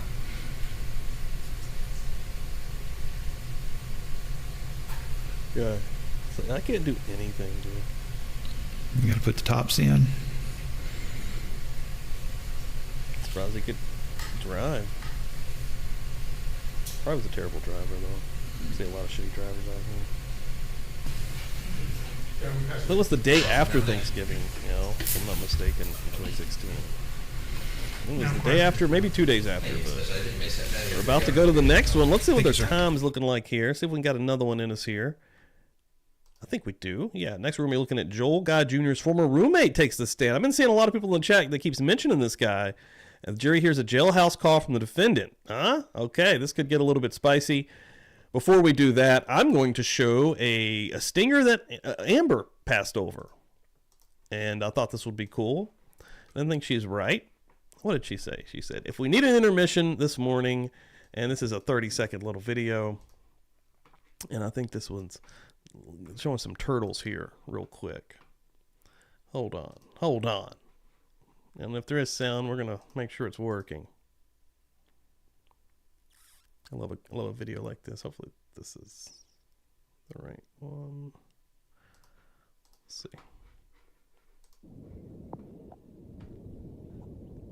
Oh, yeah, slapping his little face. I have seen that one, actually. Oh, God, look at his little face. Oh, boo, boo, boo, boo, boo. Oh, my God. He's like, don't leave me alone. Seriously, bro. What the hell? What the hell, man? No. Not the little, don't slap me again. Oh, God, I'll hold it down. Why? Why are you slapping me for? Oh. That was awesome. Thank you, Amber. Appreciate that. Yeah, anytime y'all see anything like that, tag me. Amber is the color of your energy. Whoa. That was awesome. All right, we're going to keep rocking and rolling. All right, this could get interesting again. Someone that lived with this motherfucker, former roommate. Could get interesting. Oh, also, real quick before we start back up, I want to show a little bit of love to also, it's her birthday, MJ, coming through here. And let me get back in my chat. Hold on. I've got a couple of these, actually, I believe, in here to talk about. Because Miss Dina, okay, I almost fucked it up there. Miss Dina come through, and not only did she give out the $9.99, she also came through with a $4.99, so thank you so much. But then right behind her, MJ just passing through. Happy birthday, new phone, and she was getting screwed over on Kicked. Also shouting out J Buzz Nation. Love you so much. Thank you so much for the $10. And holy shit, I appreciate that. Going to give you a little bit of biggie. Give me the loot.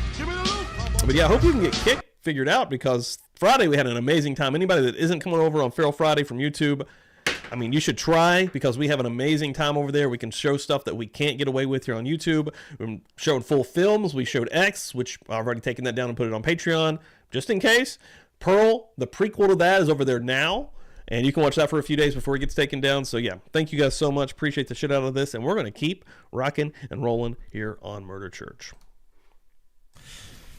All right, welcome back, everyone. Oh, and Jessica for Justice popping in here also. If you're going to be streaming a little later, definitely put the deets here in the chat. I'm sure she's going to be streaming Love After Lockup per usual over on Kick, the website that I was just promoting.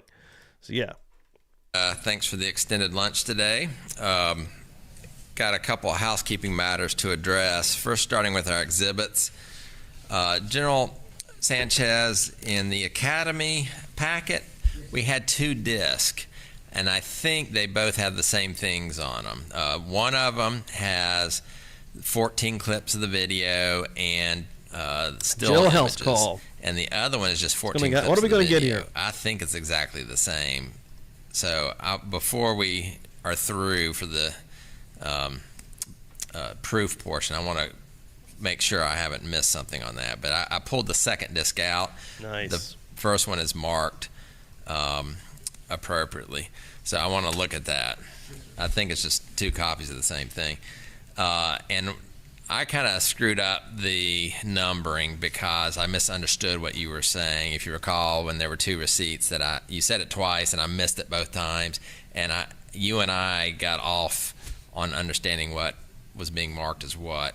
So here, Ms. Andrews and I went over it during lunch. So just so you know what is each number, Exhibit 702 is the affidavit from Lowe's. Exhibit 703 is the video from Lowe's. So 702 is the affidavit, 703 is the video. 704 is the affidavit from Academy Sports. 705A is the video disc from Academy Sports. 705B is one receipt, and 705C is the second receipt. Those both have to do with the knife. All right. I came in here early because I meant to pull the evidence that I'm going to need for the TBI agent, and I've got the numbers. If you could give us about 5 minutes between Mr. McCracken and her. I've got the numbers here. I just forgot to print it out on a page. Do you want to do that now, or do you want to? Yeah, I mean, it might be easier just to do it now. So Okay. we can, All right. So let's get our exhibits in order, and we'll come back in 5 minutes and continue the proof. That's okay. Hey, General Sanchez, I'm going to go ahead and give you that disc, let you look at it. It's 705A is the one I think's right. But if you can look at those. All right, thank you. We'll be back in 5 minutes. All right, Evan, you may be seated. Does the state waive the call, jury? Defense waive the call? Welcome back, folks. I hope you had an enjoyable lunch. Before we call our next witness, I need to clarify some numbers. Some of you in your notes might be keeping track of the numbers of exhibits. I made a mistake when I announced certain numbers, and just for clarity's sake and for the record, Exhibit 702 purports to be an affidavit from the custodian of records of Lowe's. 703 is a video that purports to be from Lowe's. 704 purports to be an affidavit from Academy Sports, custodian of the records. 705A purports to be a video from Academy Sports in multiple clips. 705B is a receipt purporting to be from Academy Sports, and 705C is a second receipt. All right, so just to clean that up a little bit in case you're keeping track of the numbers, we're ready to resume the state's proof. Joe, if you would please call your next witness. If we can have Mr. McCracken step in, please. state your name for the record, please. Michael McCracken. Mr. McCracken, where do you live? North Bethesda, Maryland. And did you at one time live in Baton Rouge, Louisiana? Yes. When did you live? If you could speak up. Sorry. When did you live there? I couldn't imagine. When I was in college, so Joel. 2006 through 2015. Did you know the defendant, Joel Michael Guy? Yes. Hell, man. How did you know him? We went to high school together and college together, and we were roommates off and on through that time. All right. When were you in high school together? What year? More rapidly. 2004 through 2006. And after 2006, I take it you entered LSU, is that correct? Yes. And did Mr. Guy also enter LSU at that time? No. He went to George Washington University for, I think, a semester. Okay. And did he come back to Baton Rouge? Yes. When did he come back? I think at the end of the first semester. Would that be 2007? Yeah. Okay. And did he attend LSU? Yes. Now, I take it because you were roommates for some period of time, you knew him, Mm-hmm. and you know his voice, Yes. and you could recognize his voice on a telephone call, is that correct? Yes. And did you receive a telephone call from him on or about December the 10th of 2016? Yes. And where were you living at that time? Where I live now, in North Bethesda. All right. And have you had an opportunity to review that telephone call? Yes. And is that your voice on the call? Yes. And is it his voice on the call? Yes. Your Honor, please, at this time, we would ask to introduce the exhibits 732. We're not going to play the call in its entirety, just portions of it. And we would ask to introduce 731 for identification only because that's the entire call. Okay. There are actually two calls, is that right? One conversation but broken up into two calls. Mm-hmm. Have we already marked these, General? Yes. Okay. Do you have anything to say?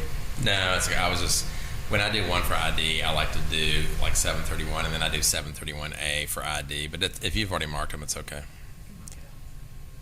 Let's do, if you don't mind. Just it keeps me from getting confused, and I need all the help I can get. So 731 will be actually what we play, and 731A will just be for ID only.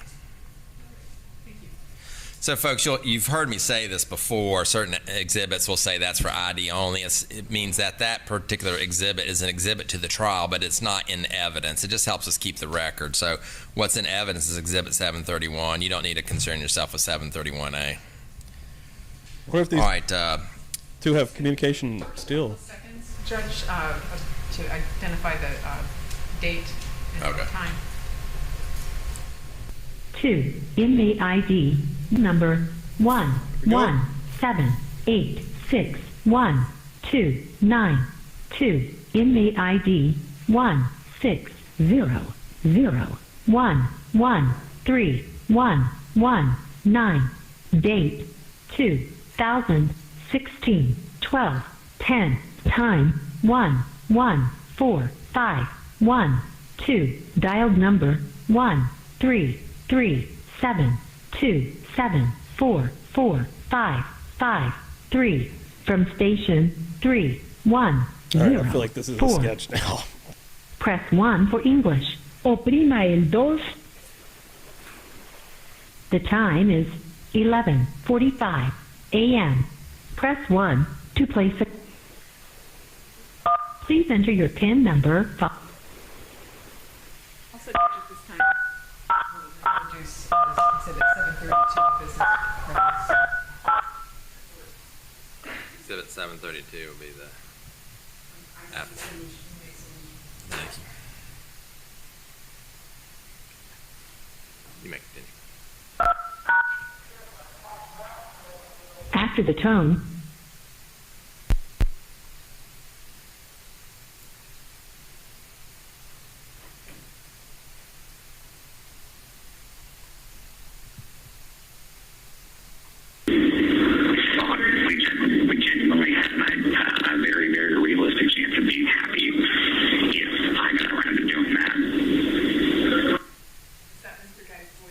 Yes. So the next voice you hear will be your voice, is that correct? Yes. Only two parties to this conversation. Correct. Joan, before you continue on, folks, I want to point something out to you. You'll see words at the bottom. That is a typed transcript. It is not in evidence in this case. What is in evidence is actually the call itself. What the words you're reading are actually something that some administrative assistant sat down and listened to and typed it up, and it's what the lawyers think is being said, and it's there to help you follow along. But I want to be clear that those words are not in evidence. So if you hear something different on that call than what you see typed, you're to disregard what you see is typed there and go with what your ears are telling you, because that's actually the evidence. All right, Joan, you may continue.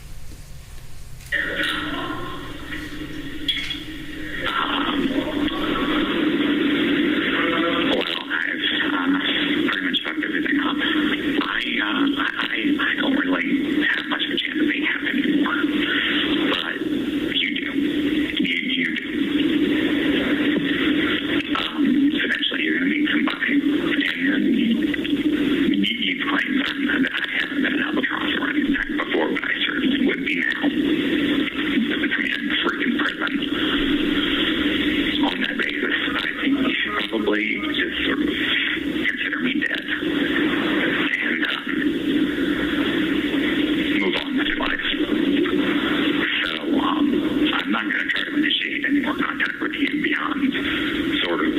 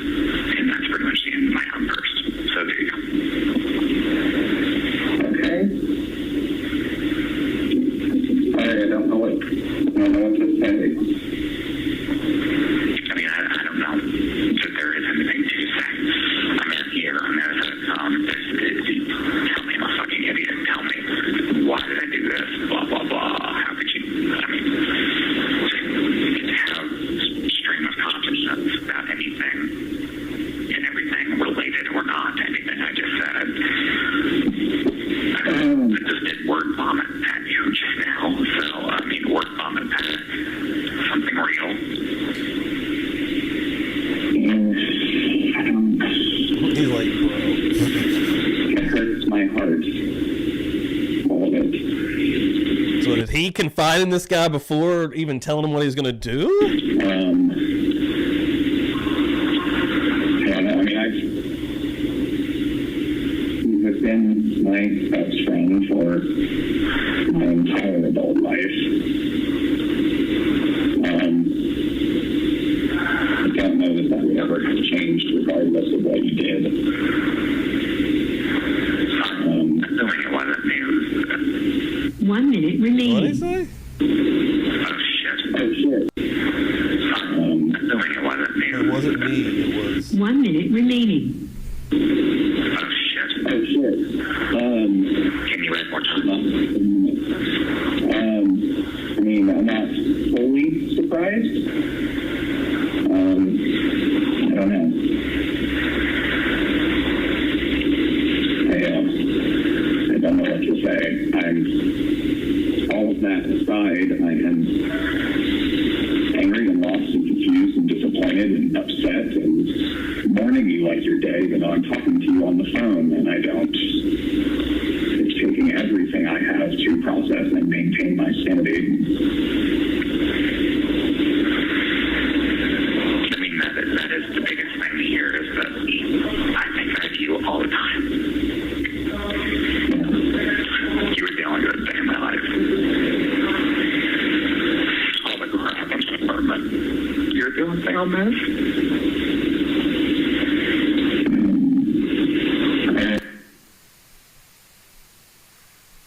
And there was a second call right after that, is that correct? Yes. We published that second part of the same conversation. Okay. Yeah, God. Prepaid went us through August. So it's not like the manager's going to be throwing my shit out on the street anytime soon. Yeah. How did you manage It that? is odd. It's ultimately odd. I feel like the other guy who's on the stand now, who's on the opposite end of this conversation, is not being as open as he probably could be in the situation because of what's happening, but also maybe he knows that this will be heard in court, right? Huh? That's a lot of money. They're obviously lovers. One of the last things my mother did was They have to be. pay that. So. Okay. Thank you, Mr. McCracken. Pass the witness. Cross-examination. He has to. What? This lawyer asked him if he wants him to cross, and he's like, no, don't do that. What is happening? I'm not sure in I this heard. trial, Where do you bro? work? What do you do? I do vaccine research for the Army. And how long? Where are you employed? Sorry, we weren't able to hear that. Can you answer that? Speak Sorry. up a little. I do vaccine research for the Army. And where are you employed? City or place? Place, the entity. Walter Reed Army Institute of Research. And how long have you been there? Since 2015. And what is your educational background? What degree do you hold? PhD. In? Veterinary and biomedical sciences. All right. Let me back up a Right, little bit. You Ned? said you That's a good first met fucking Joel when that's you a were in good high point, school, is bro. that right? Correct. And you both were attending a boarding school, is that right? Correct. What was the name of that school? Louisiana School for Math, Science, and the Arts. And it was for exceptional students, This right? lawyer Correct. cracks me up, dude. Like, And that was somewhere around 2005, 2006. Do I have that right? Correct.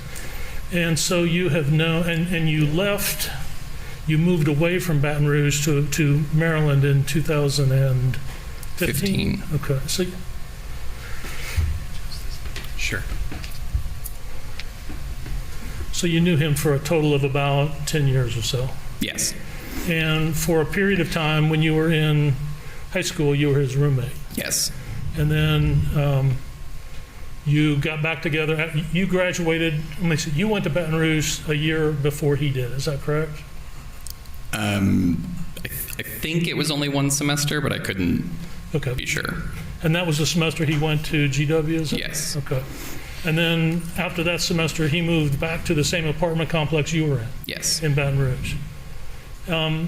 And you, shortly after that, your roommate left and went to Greece, I believe. Yes. And the two of you, you and Joel, moved in together. Yes.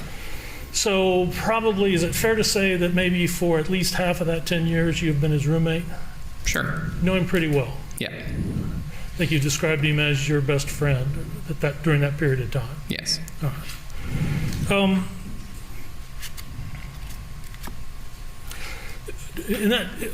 His parents lived in Luling, is that right? Luling, Louisiana? Yes. How far is Luling from Baton Rouge? About an hour, maybe. And during that 10-year period of time, did you ever meet his father? No. And during that same 10-year period of time, did you meet his mother? Once. And did you have any interactions with her for that 10 years other than that one time? No. And you had no interactions with his father? Correct. And am I correct? You didn't even know he had sisters? Correct. So at no time when you guys were living in Baton Rouge did any of the family come and visit? Correct. And did you ever see mail come to the apartment from any of the family members? No. Presents? No. Phone calls? He would get calls from his mother. All right. Anybody but his mother? I'm not aware of them. All right.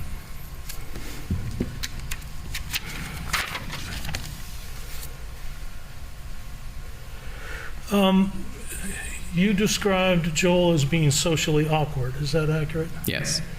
And I think you've described him as he got older after high school, he became more and more isolated and withdrawn. Yes. And he would go into his room at time for days. Is that right? Yes. And he would kind of escape on his computer. Is that right? Yes. And I think you said that he spent an awful lot of time on the internet and YouTube and that sort of thing. Yes. And you said, I believe you've stated that there were weeks where you would just barely see him at all. Right. And did you know him to have any friends? When we were in high school and early college. And did you see in the later years, at least the last 3 or 4 years that you were together in Baton Rouge, did you see that tail off? Yes. By the time you left Baton Rouge, would you say that he had any friends at all? No. So was he socially interacting with anyone but you? No. And your interactions with him were becoming less and less. Is that accurate? Correct. I want to ask you a little bit, during the period of time that you knew him, did you know that he regularly, did you know him to regularly go home for Thanksgiving? Yes. And I believe you said that he would alternate Christmas. Yes. And as far as you knew or remember, those were the only times that he would go home. Yeah, he went to Luling for New Year's once, I think, but yes. Okay. And you did know that he was going to Thanksgiving, he was going home for Thanksgiving in 2016, right? Yes. And let me see, I think I have this right. His parents moved from Luling to Knoxville. Do you know the year that they moved? No idea. Okay, all right. But you know that in 2016 they were in Knoxville. Yes. And you knew that he was going to Knoxville for Thanksgiving. Yes. All right. In fact, he reached out to you, he contacted you from Knoxville in 2016. Yes. All right. May I have just a moment, please?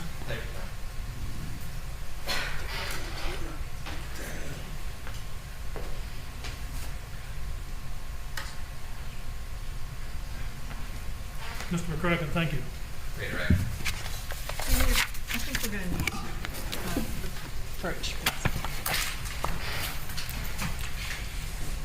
Folks, this issue that's come up is one that's going to require me to hear a little bit more lengthy arguments from the attorneys. It's a lot easier for me to do that if you're not here in the room instead of standing over here. So I'm going to send you back to the jury room for a moment.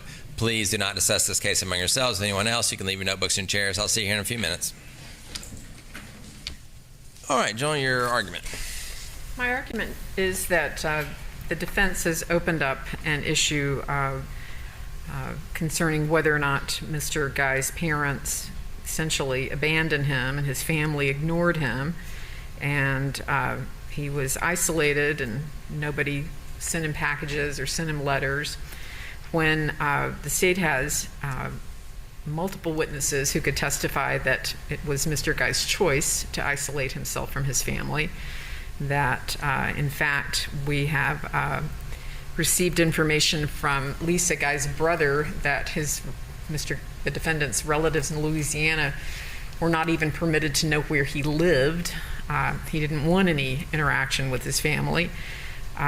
His sisters did not choose to not have a relationship with him. He didn't want a relationship with them. And while it's true that he went to this boarding school, I think further proof would be, if it was relevant at all, that it was a 2-year program and that he was there by choice. So to construe this as somebody who was abandoned by his family is a real stretch. I'm kind of concerned because, the only issue in this for this witness was to authenticate this telephone call, and I don't want to stray into character evidence, but I think they've raised it. So I would like to be able to ask Mr. McCracken questions about whether or not Mr. Guy's parents supported him, whether or not they provided him with financial support, and whether or not he, during part of this conversation on December the 12th, expressed surprise that he didn't know the defendant had sisters. The defendant had never told him he had sisters, despite the fact that they had known each other for at least 10 years. And the only way that Mr. McCracken found out about that was when he read the media in the paper. And the surprise and shock and dismay in his voice struck me at the time. He was incredulous that he didn't know this about somebody that he had lived with. So to construe this situation as something where the defendant was abandoned by his family is a gross mischaracterization of really what was going on. Again, I don't want to be calling in witnesses just to talk about extraneous things that really stray from the real issue here. But I do think that at a minimum, I should be able to ask Mr. McCracken about his knowledge of his family and the level of care and support that his mother provided for him. All right. Mr. Stevens, would you like to be heard on that issue? Well, her interpretation of what Mr. McCracken's answers mean, or her interpretations of what they mean. The fact is, he lived with him for 10 years and he never saw communication come in from the family member. What that means, whether he drove them away or whether the family chose to stay away, is subject to her interpretation of what it was. There's nothing that he said that was inaccurate or false in terms of the nature of the relationship and what he knew about his mother and what he knew about his father and how many times he saw the two of them over a 10-year period and whether he knew that he had sisters or not. I mean, that's all accurate information, and what she does with that, she does with that. Yeah, I agree with both of you. I think that it is a proper grounds for redirect examination to explore his personal knowledge on about whether or not his mother, his being the defendant, the defendant's mother was supporting him, and if he knew why they weren't in closer contact, if he knew that he had sisters or not. So I think you can explore with Mr. McCracken his personal knowledge, if he has any. And then if you want to present other witnesses, and it's your choice, General, if you want to pursue this issue. I just want to play the whole phone call. I'm not sure about that. There's nothing terrible in that phone call. I just think a lot of it's irrelevant. I guess the parts that have to do when Mr. Guy is talking about his family, I guess that part would be appropriate for this, but I'm not sure that there's a whole lot in there other than what you've already played on that. I guess I remember there was the part about the surprise, I didn't know you had sisters.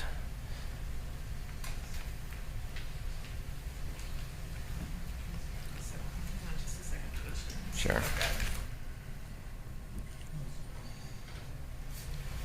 Your Honor, playing the tape to hear him say, I didn't know he had sisters, is exactly what he said on cross. I didn't know he had sisters. Yeah, I think you got to ask him first. Did you know? And if he doesn't remember, you could ask him, did you express surprise on the call? I think we need to ask him about it before we play anything to either refresh his memory or impeachment.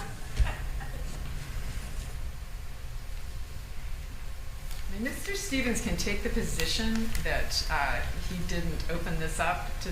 It's not my construction. It's the false construction that the defense is trying to place on this situation. So I didn't hear Mr. Stevens saying that the door hasn't been opened. I think what he's saying is I don't think this witness has personal knowledge of some of these issues, like whose choice was it that they didn't have contact. Now that the issue has been opened by the defense, I think you can bring in evidence that it was his choice if you have that evidence, but I'm not sure Mr. McCracken knows that. Maybe he does, and I'll let you explore it on redirect if you'd like. All right, ready for the jury? Ready, Mr. Stevens? Let's get them juries back in her. Bring them on in. Jurors back in her.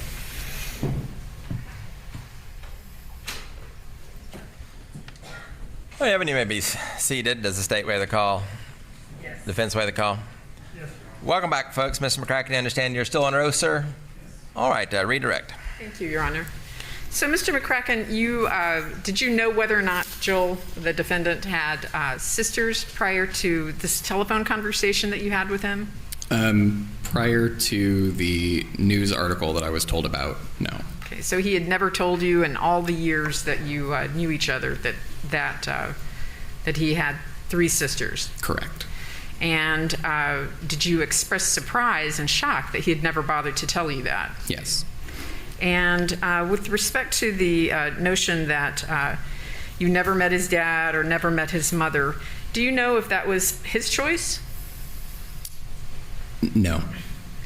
Do you know whether or not he was ashamed of his mother? No. Okay. Did you have a conversation with him about what you thought his mother did for a living? Yes. And what was that conversation? He said that she was an optometrist. Okay. And did you ask him about that during this phone call that you had with him in December of 2016? I think so. Okay. Sorry, I don't remember And, 100%. Did you learn that she, from your review of news reports, that she was not, in fact, an optometrist? Yes.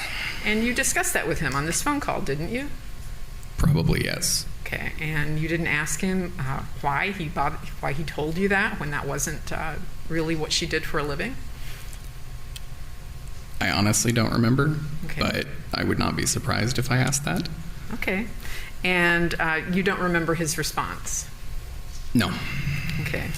Now, do you know whether or not his mother, you say that she called him, you know that he corresponded with his mom, is that right? Yes. And do you know whether or not she provided him support? Yes. And did she provide him with support? Yes. Did you ever know Mr. Guy to have a job during the time that you knew him? Not a paid one. Okay. Isn't it true that the only time you knew him to work was when he had sort of a little internship? Is that what? Yes. Okay. Sort of a part-time thing. It was a summer research program. Okay. So his parents, his mother at least, provided him. She was his sole means of support. Yes. Okay. So he had an apartment Mm-hmm. and a car. Yep. And she was paying his utilities. Yes. And all of his bills. Yes. Okay. And this notion that he was isolated and withdrawn, is it your understanding that that was something that he didn't want, or was that of his choosing? I would say the latter. That it was his choosing? Yes. He liked to spend time by himself? Yes. And a lot of people are like that. Would you not agree? Yes. There's some people who like just to be on their own. Okay. I think that's all. Thank you very much. Recross. Thank you, Mr. McCracken. You're free to go. Have a good trip home. Thank you. Next witness. Damn. We got next in here 55 minutes. Okay, we're probably going to be calling it there this morning. Next, we're going to be going with TBI Special Agent Kim Lowe, a forensic scientist takes the stand. And we're up to video 19 of 29. So we still have a few weeks left, probably more than a few weeks left, as we continue down this insanely dark road and path that Murder Church has led us on this occasion of Joel Michael Guy Jr., a man that murdered and dismembered his parents. That's a wild one. It's crazy. Today was a lot of watching him make the purchases for the items at various stores around Baton Rouge, where he resided, and then, of course, seeing his, what do you want to say, the lover, the guy that lived with him. I don't know if that's official, but you can pretty much tell from that phone call that there was a little bit more to the relationship than just being friends. And how does that make that guy feel, right? He never even tells you about certain aspects of his life, like not having sisters. You've known him for a long-ass time. Because I think he was like 28 there, knew him even into high school, and they'd lived together, so pretty wild. Everyone that came in here this morning and hung out, holy shit, that's what I'm talking about. And right here at the end, Mooney going to come through here, gift out one. Here we go. That's what I'm talking about. P. Fox gets one. Hell yes. Get in here, P. Fox. Welcome to the party, pal. Becoming a new member. Keep your eyes out this week, actually, speaking of which, for a members-only live stream. I don't know when it's going to be happening. I don't know if it's going to be one of my regular shows or a special show. Just keep your eyes peeled. This Friday night, Feral Friday, is going to be a special one. It's one day before a sacred holiday. I've got two special guests that's also going to be joining me and Dan. Jay is coming to the house on Feral Friday. It's been a while since we've had Jay come through. And Bob Mata is going to be coming through as well, folks. It's going to be a good time. I'm going to be planning a special Feral Friday, so keep your eyes planned on all of that. The next time you'll be seeing me live will be Tuesday night, 9 p.m. Eastern Time, and then, of course, Thursday, 9 p.m. Eastern Time, and then, of course, Feral Friday start here on YouTube, 9 p.m. Eastern Time, and then we'll be going over to Kick to do a little something with Jay and Bob. So we've got a really cool week planned out for you guys here this week, and hell yeah, Mooney, thank you so freaking much. I appreciate that. Everyone that came through today, amazing. The likes, the shares, all that helps us out here at Publicly Buzzed. You guys are absolutely amazing. And there, Todd going to come through there at the end, who's been with us for 6 months now, Todd. Hell yeah. Love being here with y'all. Love having you here, Todd. Love that, man. Thank you so much. Love it. You know what I'm talking about. I'm telling you like it is, baby. I'm telling it like it is, baby. So yeah, keep your eyes on everything on socials, on Twitter. Stuff's going to be coming down the pike. And yeah. Like I said, the sacred holiday is upon us, and I might even do a live on next Saturday. I'm not sure yet. Keep your eyes on everything. So we're gonna have a special members only coming at some point this week. Keep your eyes on socials, and then Friday night is going to be absolutely bonkers, hopefully. So yeah, keep your eyes open today also for Jessica for Justice. Let me get her link in here one more time. She's going to be going live over on Kick. If you're not on Kick, you're fucking up, because that's where a lot of really cool stuff can happen. She's going to be going live shortly, I promise you, watching Love After Lockup. There we go, right there. See you all on Kick, 12 p.m. Central Time, 1 p.m. Eastern for Love After Lockup. Sheila coming through here, Pokemon, Miss Dina coming through here. I'm sure I will fuck that up again in the future. I'm the worst with keeping that organized in my brain, but I'm going to keep trying. Thank you all so much. I love you guys. Yeah, have a great Sunday. Thank you so much. Nothing to see